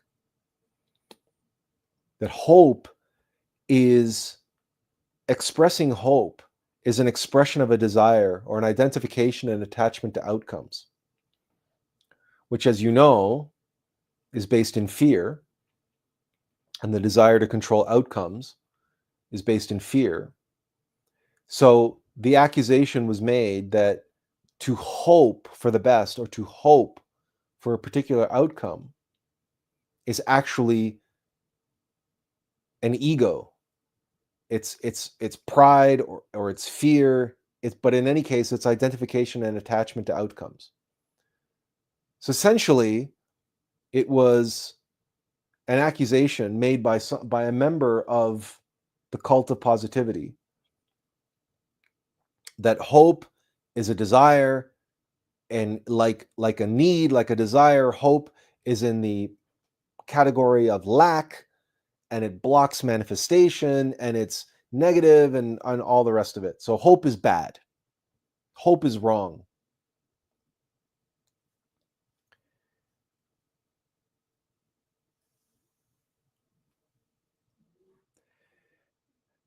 This individual certainly has never meditated. Maybe they have watched, maybe they have seen, but they have never meditated on the Shawshank Redemption.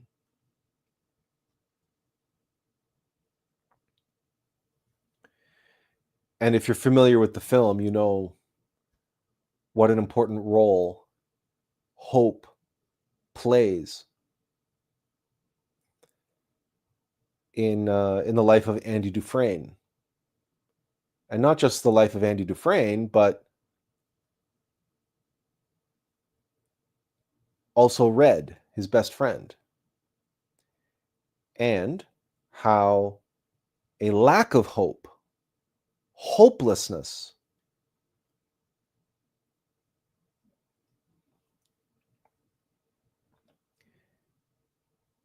ends up becoming the downfall of Brooks, the institutionalized old con, he calls himself, after he gets released into the halfway house. And he's so afraid, he's overwhelmed. And in that film, in the end, Andy Dufresne says, remember, Red, hope is a good thing, maybe the best of things, and no good thing ever dies. And I have stated on this live stream in the past how Shawshank Redemption is one of the most beloved films because it's such a perfect allegory for life.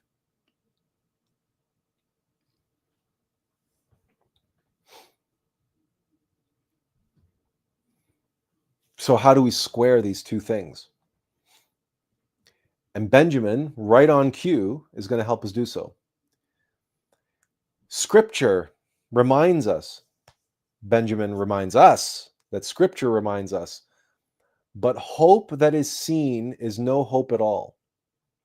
Who hopes for what they already have?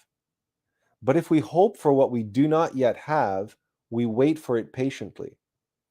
In this light, those who immerse themselves in positive thinking often behave as if they already possess what they're hoping for, enjoying the feeling of having it now. But genuine hope is different. It rests on patiently waiting for what is promised, trusting that it will come in due time.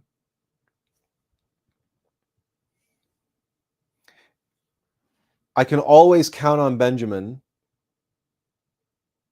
to arrive with a scripture at the right moment in the live stream.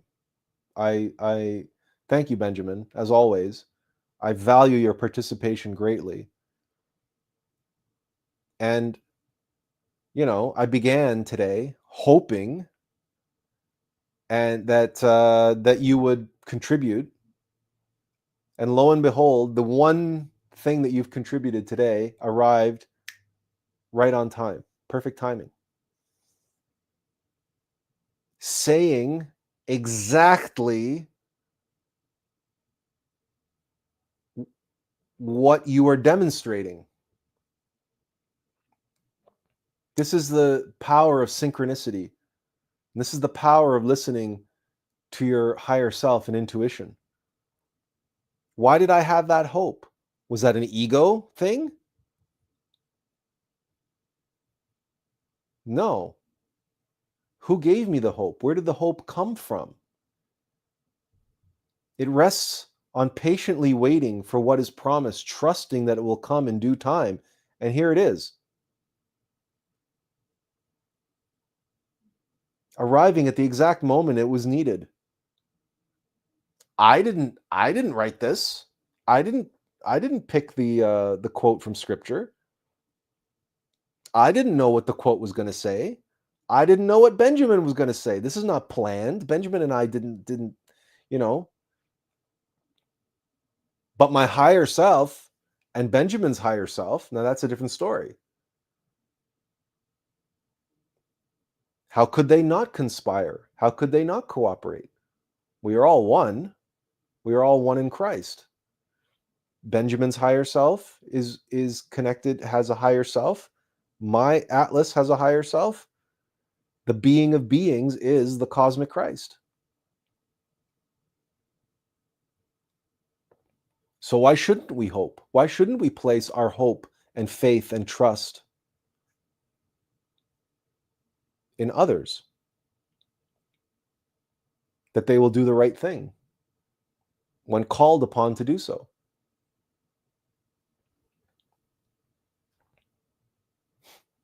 Was this hope based in a lack? Was this hope based in a need? Really?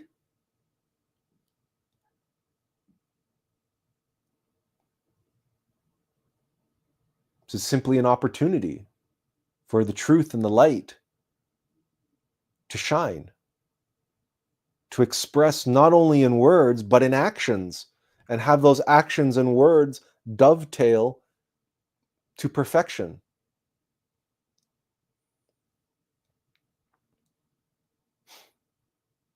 The hope that there is a purpose, that everything does happen for a reason, that there is a divine plan,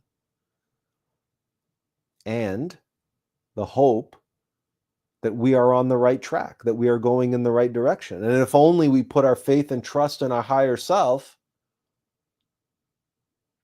that things will work out exactly as they need to, exactly as organized and orchestrated by our Divine Mother,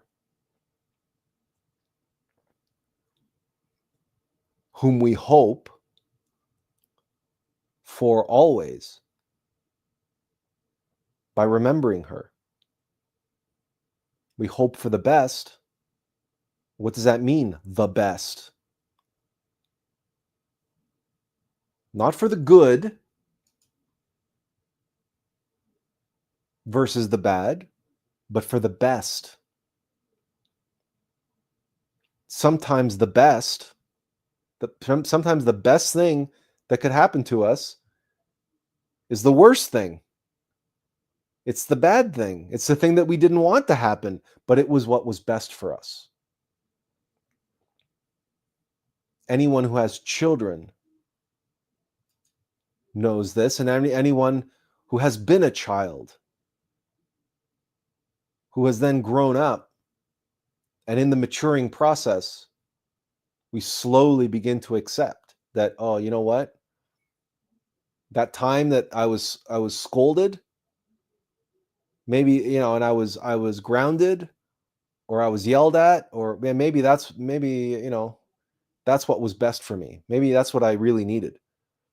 That time that life came around and kicked me in the ass. Yeah, that's probably exactly what I needed. For life to pull the rug out from under me, so I fell hard on my ass. Boy, that woke me up. That snapped, that beat some sense into me. Was it good while it was happening? No. Of course it wasn't. Did we feel bad while it was happening to us? Yeah. Damn straight. But was it for the best? Absolutely.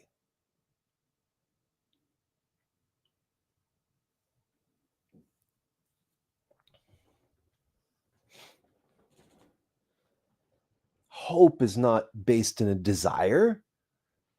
Desire is desire. Wanting is wanting.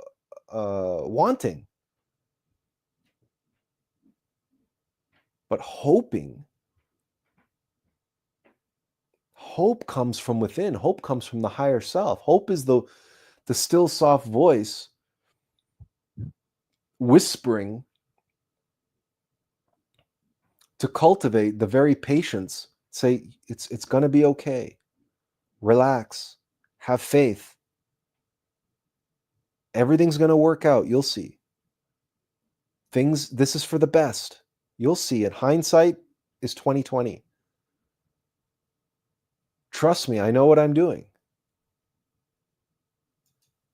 I know what's best for you.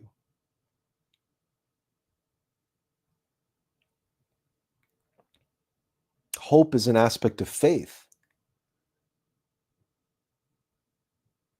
but not blind faith. Hope is deeper. Hope is genuine faith, true faith, the faith of knowing, the faith of having an intimate relationship with your innermost being at the exclusion of all others. In other words, you have but one Lord and Master, your true self, your higher self, your innermost essence of God. And desire, to desire, means to dethrone. That's why having desires, it's like having many masters. It's like having many gods. But in the Bible, it says the two greatest commandments is love your Lord thy God with all your heart and all your soul, and have no other gods before him. And then love your neighbor as yourself. These are the two commandments. Well, to love your Lord and God with all your heart and all your soul and have no gods before him, that doesn't mean, worship Yahweh and deny Allah and Buddha and Krishna and everybody else. That's not what that means. It means be true to your innermost Lord and Master, who holds the keys to the kingdom in his hands. And do not put desire ahead of him, because they seek to dethrone him. Desire, dethrone. Because your innermost Lord and Master is your sire, is your king. He is the one who rules your world in microcosm. Your mind, your heart, your body. Well, who wants to infest, and take over our three brains, if not all of our egos, all of our defects and vices, all of our demons? They want to rule the roost. They want to control your every action, every thought, every emotion. They want to desire your true self. And every time an ego does so, it proclaims its glory as it ascends the throne. It announces itself as the new ruler by proclaiming, I. A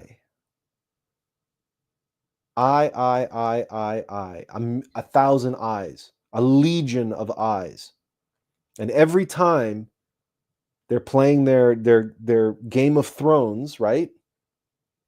Every time one ascends to the iron throne of our being, it proclaims itself as an I. I did this. I want that. I want this. I don't want that. 1 minute, an I wants another slice of cheesecake, or another slice of pizza. I really want that pizza. I really want that pizza. I want that pizza. And then you take it and you scarf down the pizza, and then the instant you've eaten it, a new I emerges. It topples the old I, because the old I got what it wanted. Gluttony got its pizza, but now pride dethrones gluttony. And now pride says, oh, why did I eat that extra slice of pizza?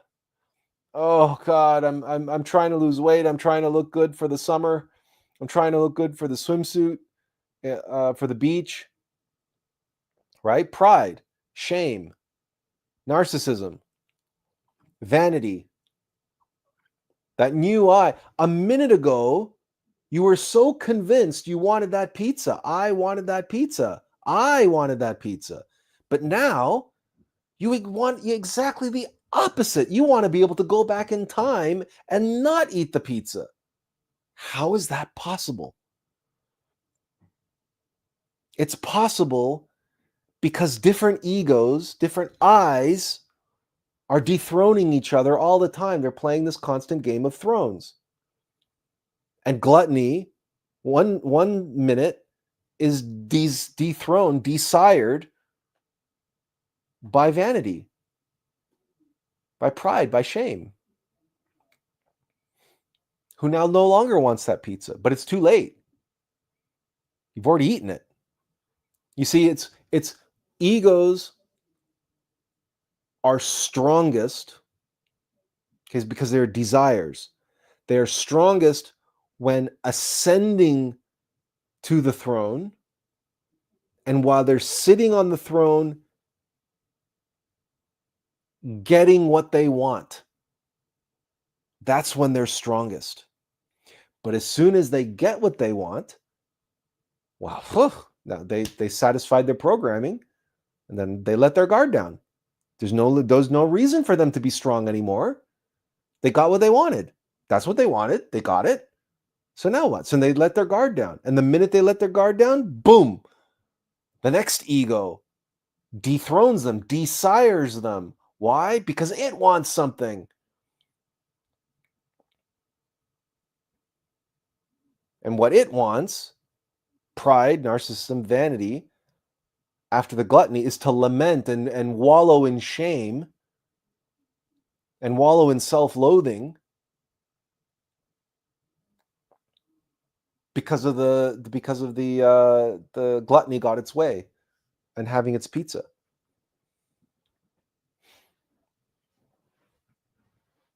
Now, when you start observing yourself and analyzing this in any detail in meditation, and you discover that some of these egos work together, and they tag team. So, for example, the self-loathing around an addiction. So you really, really want something, and then you indulge in it, and then the moment you indulge in it, you feel the shame and self-loathing for having indulged in it. It creates this vicious cycle. And that shame and self-loathing makes you feel so terrible that there's only one thing that can make you feel better, and that's to have another slice of pizza. And this is why people who are on the downward spiral of morbid obesity can't stop eating, right? The more they eat, the more terrible they feel about themselves, the more they eat. It's emotional eating. Then they gain weight, and then they feel terrible, and then they keep eating. It's this vicious cycle. This is what vicious cycles are all about, and this happens all the time. And the cult of positivity will look at this and say, you see, this is all the more reason to stay positive, because if you're positive, you don't get caught up in any of this. Yeah, but don't think for a second that this isn't taking place. And don't think for a second that your egos are so stupid and not clever and insidious enough to use your cult of positivity to get exactly what they want, just hidden in the subconscious and behind this facade of positivity. But they're all getting what they want. They're all having their way, because everybody in the cult of positivity is awakening as a demon. They're awakening as a Hastamusin, as a centaur, half man, half beast. Their lower half is subconscious. They're not conscious of the fact that they're a centaur, that they're a demi-human. They believe that they're ascending, that they're awakening and becoming living gods. But they're not.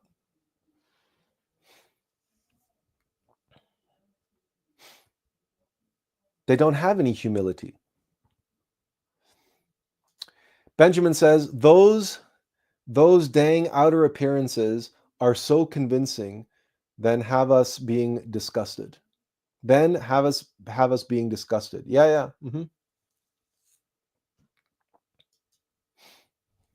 You see, hope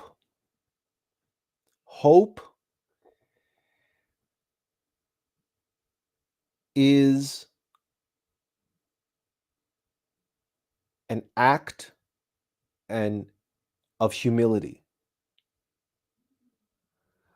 The example that I use is Jesus in the garden before his crucifixion. And he prays in the garden and he says, "My Lord, my God, may this, if it's possible, may this cup pass before me, but not my will, but thine be done." This is this rare moment of humanity depicted in the Gospels of Jesus as a man facing his death in the most horrific of ways. And he has this moment of questioning, this moment of doubt, and this moment of fear in the face of that, of what the unknown, because truly he may have known what was going to happen to him, but not the extent, not the experience of it. Knowing intellectually you're going to be crucified is not the same as being crucified. But he knew that it was going to be difficult, terrifying, horrific. And so he prays. He says, "Father, if is there another way? Is there not another way? Can we not let this cup pass me by? But of course, not my will, but thine be done." So in that moment, Jesus hopes that maybe there's another way.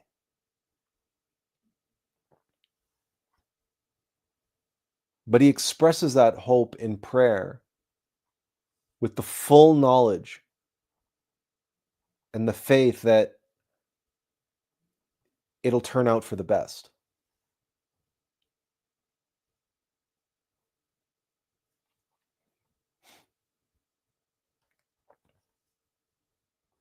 Hope is an expression of humility, of surrender, and you can express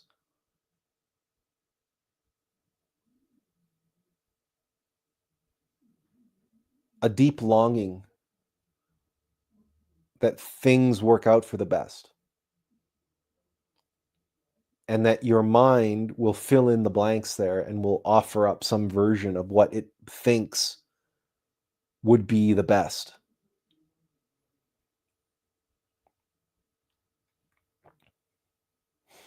But the hope of Andy Dufresne, the pure hope, is that in some way that justice will be served.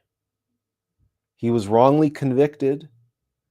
He wasn't altogether innocent. He makes that admission in jail. He said, "I killed her. I pushed her away."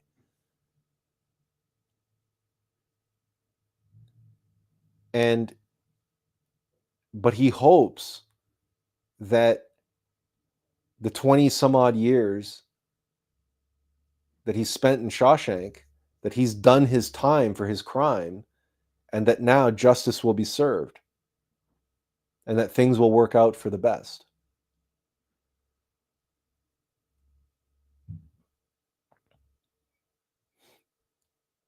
And when Red, in his little speech near the end, he goes, I hope I can find I hope I can make it across the border. I hope the Pacific is as wide and blue as it has been in my dreams. I hope that I can meet my friend again. I hope. These are just premonitions, intuitive knowing of what's possible. And this may be why I kept stumbling over the word positivity and possibility, because the cult of positivity is determined to set in stone its desire that the outcome has to be a certain way, whereas hope, if we want to be fair, let's call it that hope is the cult of possibility. That we hope that there's a chance. We hope that there's a chance that this might happen or that might happen. But hope is not black magic. And hope is not lack. Hope is not negativity. Hope is surrender. Hope is humility. Hope becomes a problem if we sit there and turn it into a desire. Oh, I hope, I hope, I hope, I hope, I hope, I hope, I hope. And we start treating hope like the cult of positivity looks at manifestation.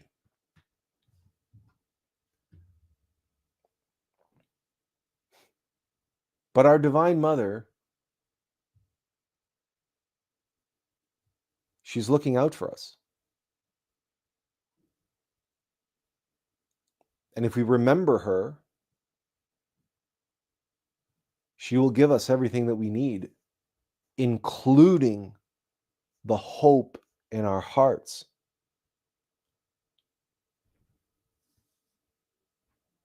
Because it is our faith in her as the orchestrator, as Divine Mother Nature, who does obey the creative hand of God.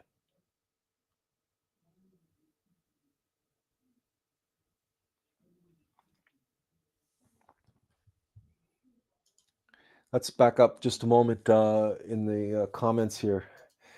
Benjamin says, reminds me of the Matrix line when the architect says, hope is your greatest strength and your greatest weakness. He says, the architect in this case is fear itself. Ken Numi asks, are you pagan, animist, pantheist, or universalist? Well,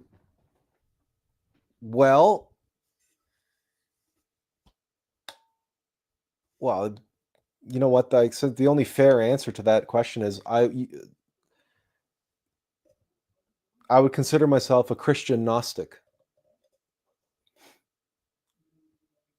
So I don't know, for instance, what you mean by universalist, but I'm guessing that universalist is pretty close to being Gnostic. Same with pantheist. But no, I'm definitely not a pagan, and I'm assuming, again, it all depends on what you mean by these terms, but I'm definitely not a pagan. I'm not a nature worshiper. I do not worship mechanical nature. That's one of the worst things that anyone can do. Not to say that you don't value nature and you don't recognize its value and its worth and the benefits that it confers onto us, but to worship mechanical nature is to worship one's lower self. It's to worship one's animal self and the elements that work for mechanical nature. Those are egos. Those are algorithms of mechanical nature. In this humanity, they've run amok. They are what keep us trapped in mechanical rational mind, which is the matrix that Benjamin mentions. So if you want a label for what I am or what I consider myself, the correct label would be a Christian Gnostic.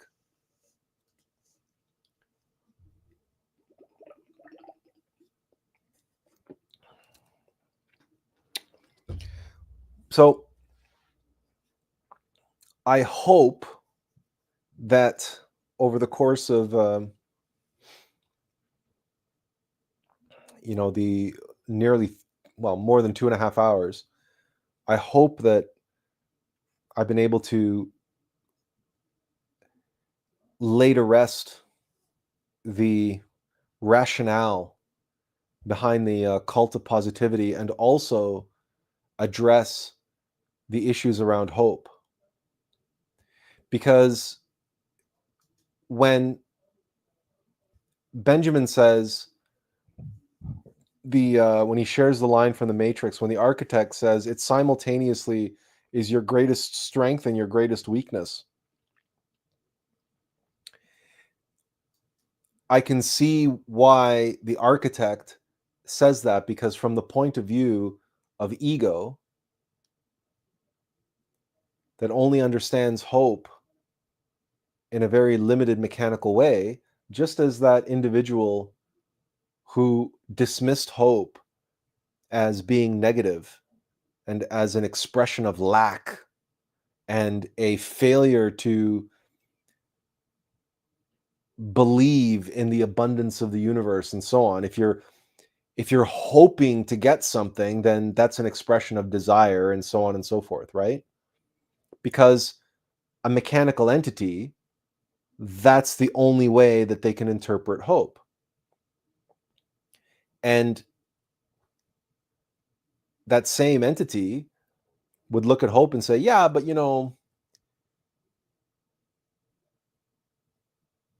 hope can be behind the act of manifesting.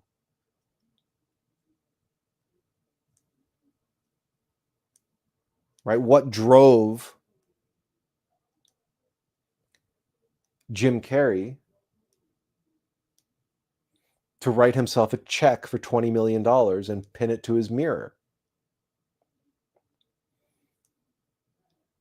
Right? Wasn't he hoping for that outcome?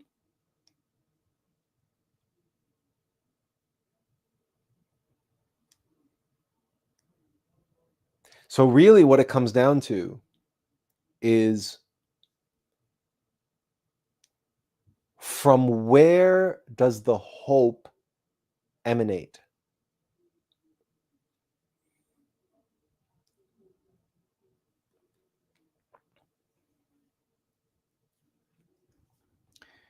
Benjamin says, that's why I said the architect is fear itself, because he's dishing out the ego, making it our tiny mad idea, another way of saying ego. Our tiny mad idea, another way of saying ego.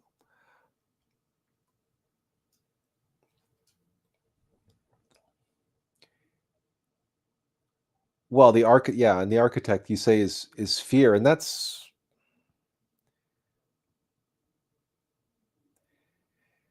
fair because he's all about control, right? He's all about needing to control the matrix, and he can't because of free will, choice, right?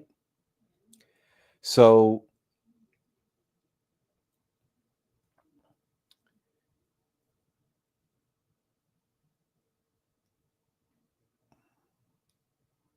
but practically speaking, hope that is born of desire,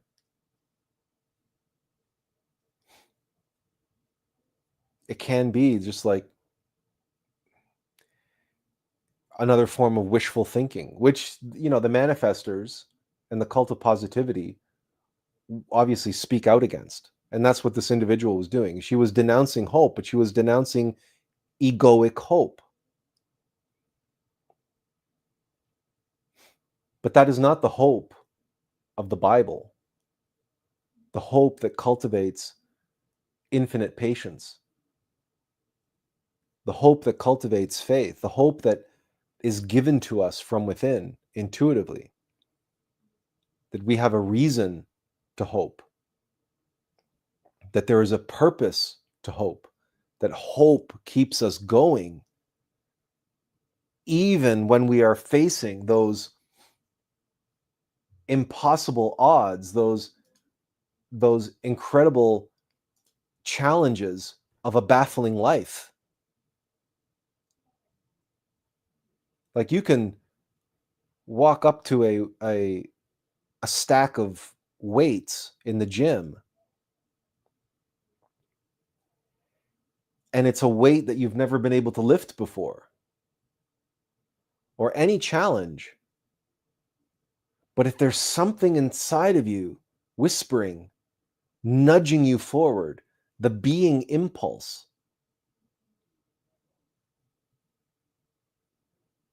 to not be afraid, to have the courage,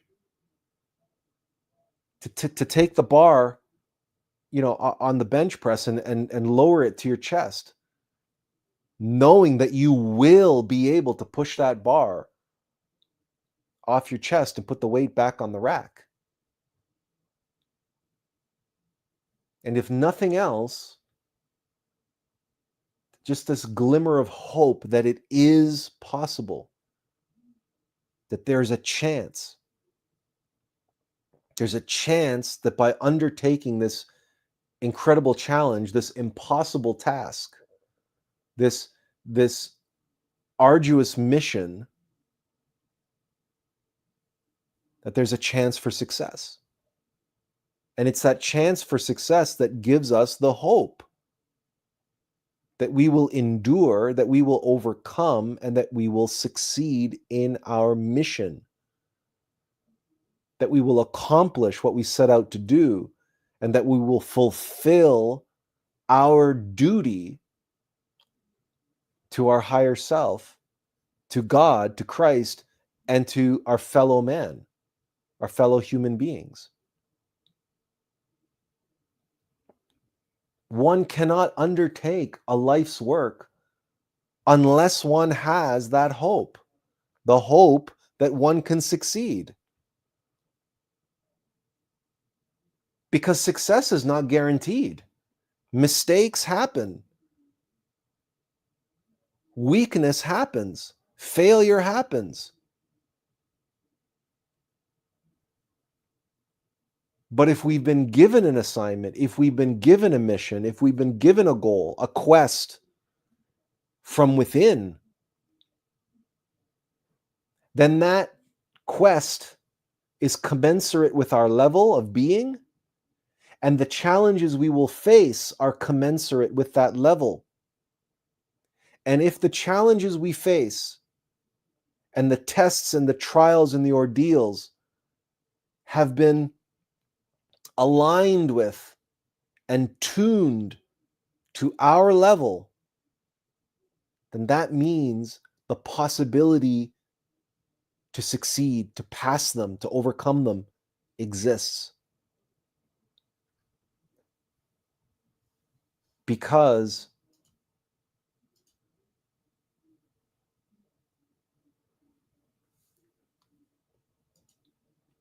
our Divine Mother may be severe at times. The tests and the trials and the ordeals may be severe, but she is not cruel. Our Divine Mother is not sadistic. Our Divine Mother is not vindictive. Our Divine Mother does not troll us.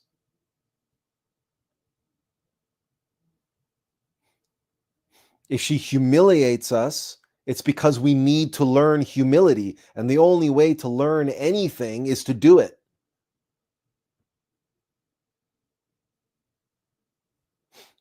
But she doesn't humiliate us out of spite. She doesn't humiliate us out of anything other than love.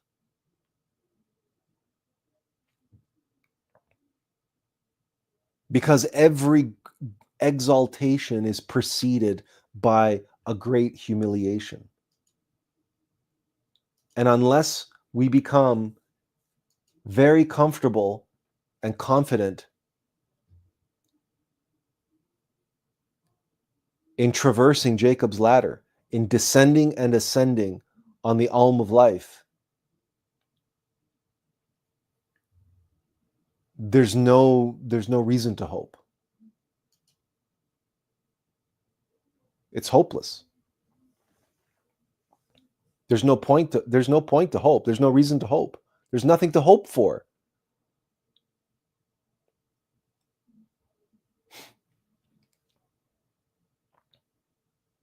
faced with impossible odds.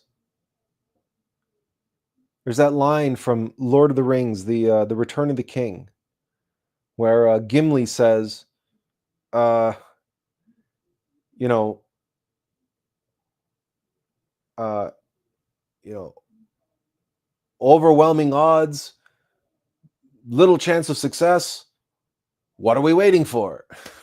Right? He's like, it's like by this point, the dwarf is like, what he has seen the Fellowship overcome time and time and time and time again, overwhelming odds, very little chance of success, right? He's like, this is par for the course now. This is like at the very end of Return on the King when when Aragorn says that they should march on the Black Gate, because in marching on the Black Gate they will draw the gaze of Sauron, blind him to all else that moves. And he goes, we can give him that. When he says we can give Frodo safe passage through Mordor, we can make Sauron empty his lands by marching on the Black Gate.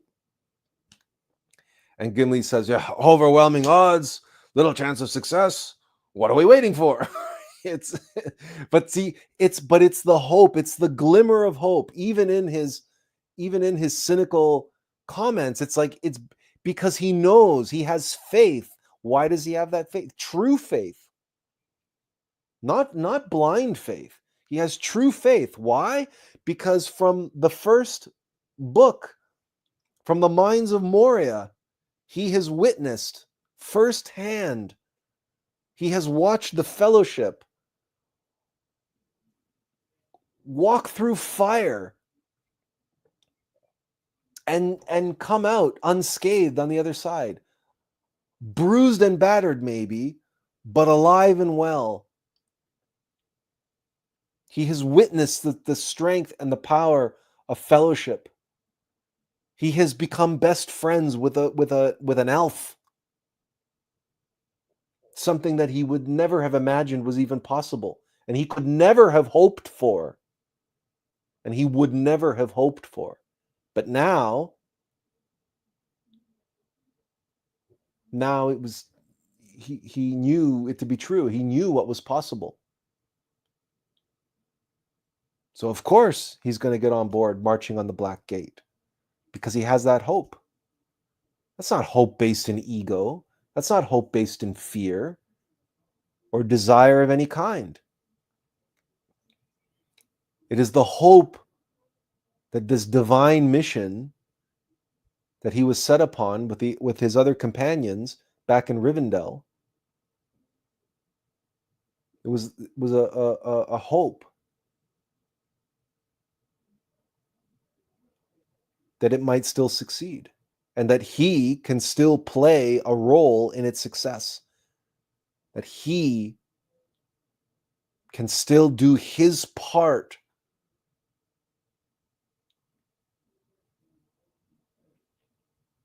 in the bringing into reality the culmination and the fulfillment of that duty, of that purpose, for the sake of Middle Earth, for the sake of the free peoples of Middle Earth.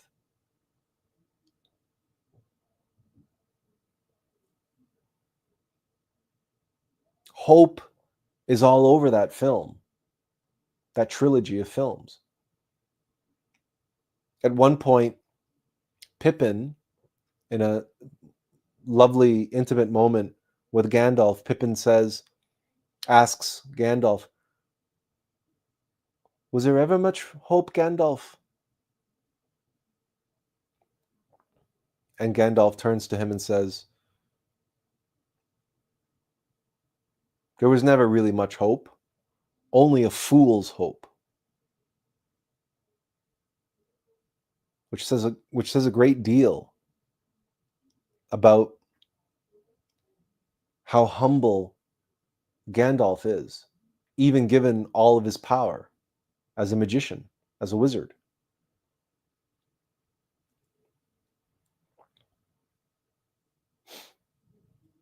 That we're up against enormous odds, and that the odds that Frodo and Sam,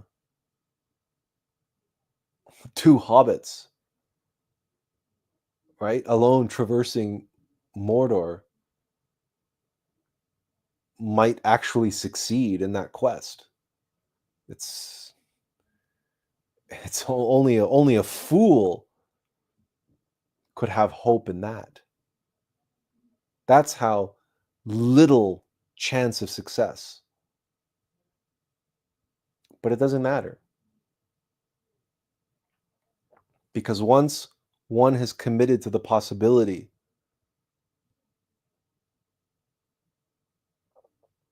then one commits fully to that, and one hopes that one can do all that one is able, and one hopes that one won't let anyone down. And anyone who has any kind of feeling of purpose, of mission in life, of a life's work, of a destiny, then this is the hope that drives us. It's the hope that drove Andy Dufresne through his time in Shawshank. And it's the hope that we too shall succeed in our work and our mission for the sake of our innermost and for the sake of the end of suffering of all beings. It is that hope behind the esoteric expression, so mote it be, or as we Gnostics say, so be it, so be it, so be it.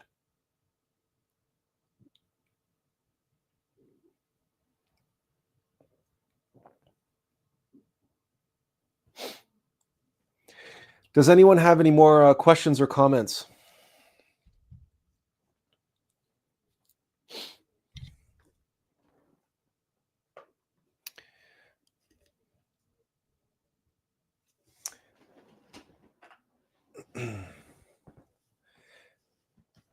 At the end there, you can see that this individual touched a nerve with her accusations and her limited mechanical intellectual understanding of hope.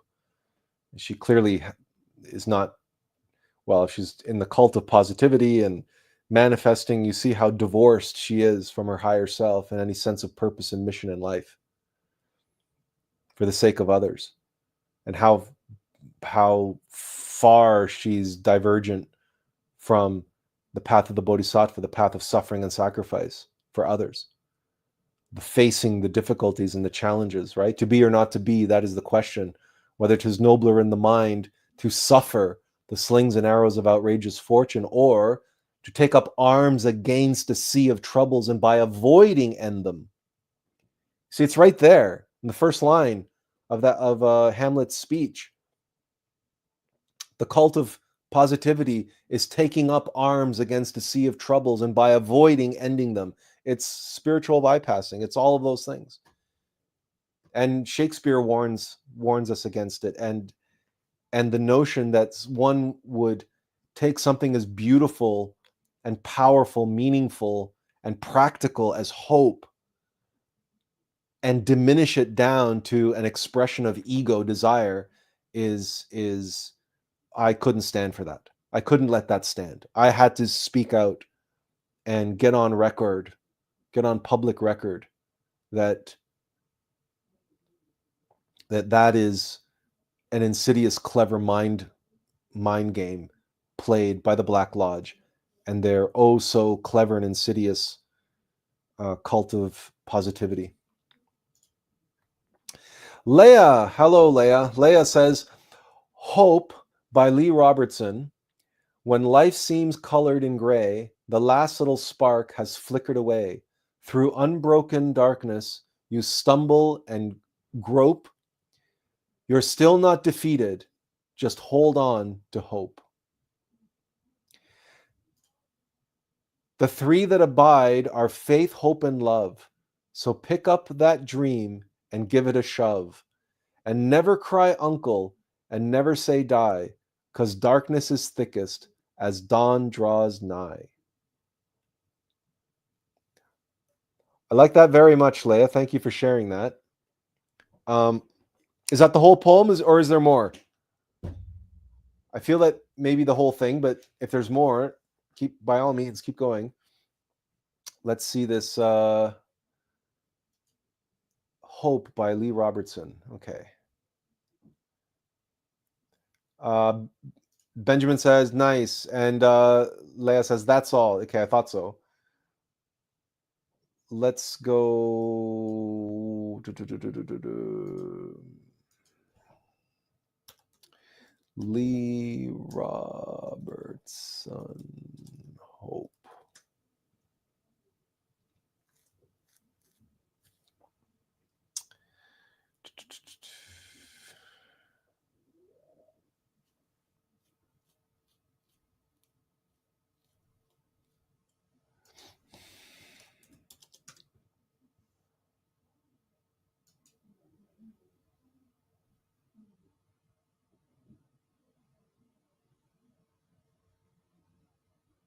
Oh, that's funny because there's another Robertson who also wrote a poem about hope. That's that's hilarious. I type in hope by Lee Robertson and I get hope by James Logie Robertson. Well, hey, why not? Here, you guys can read that. I'll read it for you. Uh, O bright-eyed hope that still lookst back on me and beckonst with thy hand, seeming to say, leave caring for these baubles of today. Lift up thy heavy lids, look on and see the glory waiting to the far to be, before whose beams thy present joys shall show, as shows the wan moon in the morning glow, and all thy troubles like the night fog flee. How light at times my labors seem when I look up to wipe my brow and see thee there o'erwatching all my toil with constant eye, lustrous and oh, above all fancy fair, and yet the fear that sometime thou shalt fly and leave me to the blankness of despair. Wow, that certainly could take some time to uh, to go through.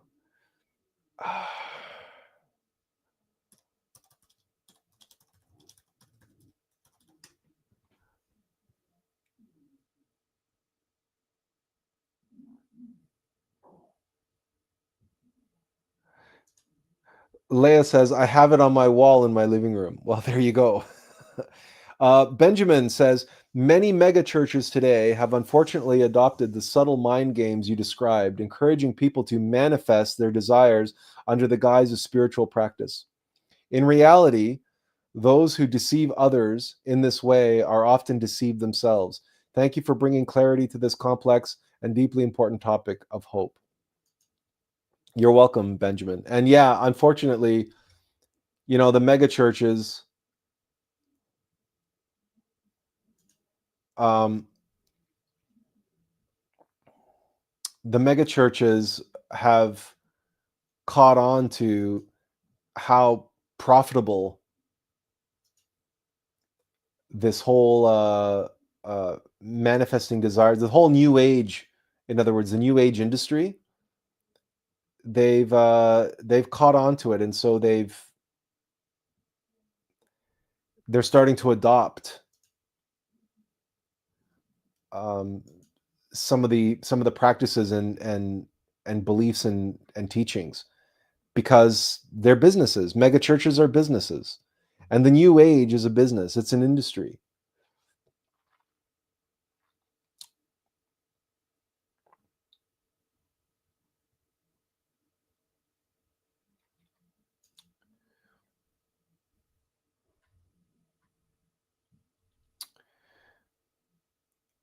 Well, here I am trying to find the poem online so I can put it on the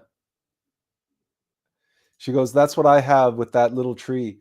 But I can't find a version of it that you know what? Maybe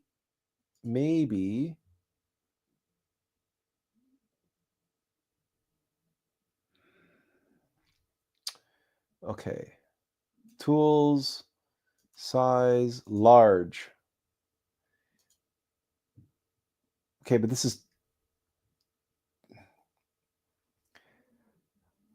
I can't actually read the text with the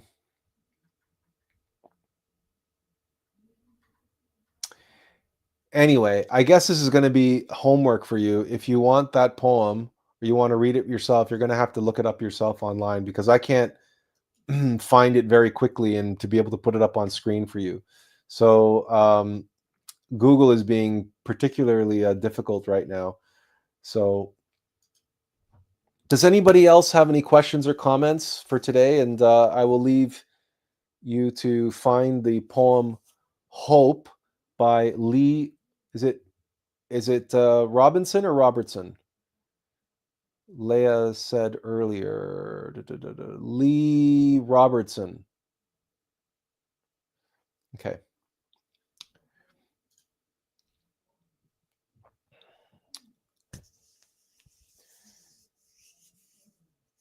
So I hope to be able to show that to you, but I guess it wasn't meant to be. Any more questions or comments for today? Because if not, then we'll call it a day.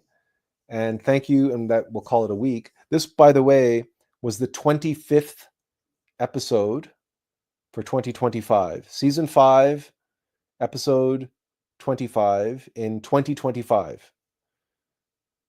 So take that for what it's worth.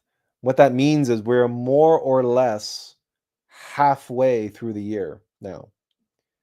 If we count about 52 weeks, right? It's about 50 weeks. This is week 25, so halfway through the year. So I hope that the this week sees you well and treats you well and brings all that you need on your journey. Leah says, "Thank you, Atlas. As always, grateful what you do, and thank you, everyone. Much love." Thank you, Leah, for being here. Thanks for sharing the poem. I think it's worthwhile reading again very quickly. Um, when life seems colored in gray, the last little spark has flickered away. Through unbroken darkness, you stumble and grope. You're still not defeated. Just hold on to hope. The three that abide are faith, hope, and love. So pick up that dream and give it a shove. And never cry uncle and never say die, because darkness is thickest as dawn draws nigh. You see, there is no ego there. There's no desire there. There is no lack there. There is nothing that individual accused hope of being in this poem. Nothing. This poem is simply the truth that life is baffling, life is challenging. We will face trials and ordeals. And when we do so, we will feel weak. We will feel abandoned. We will fall to our knees and beg God, let this cup pass before me, but not my will, but thine be done. And it is this poem that captures the essence of what hope is for. So that when the whole world is gray and the last little spark has flickered away, through unbroken darkness, you stumble and grope. You're still not defeated. Just hold on to hope. You're in the darkest dungeon. You're in the basement of hell. But you're not defeated yet. Hold on to hope. Hope is a rope guiding you through that darkness. And who strung that rope? Your divine mother, Athena. She's the one that gives the golden thread to Perseus, along with the spear, along with the sword and the shield, to defeat Medusa, who's at the center of the labyrinth. Or is it Theseus who gets the string? as he faces the Minotaur. I get the names and the myths confused sometimes, but the golden thread that he it's like the breadcrumb trail left for Hansel and Gretel through the dark wood. Your divine mother leaves that thread.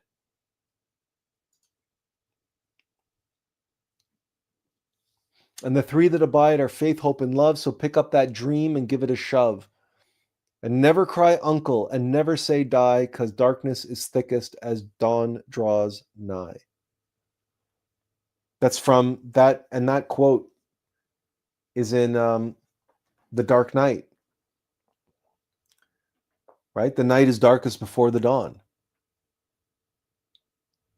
And even in the face of impossible odds, and right, hope is that rope. And don't use it to hang yourself with. Use it to guide you through the labyrinth, through the darkness.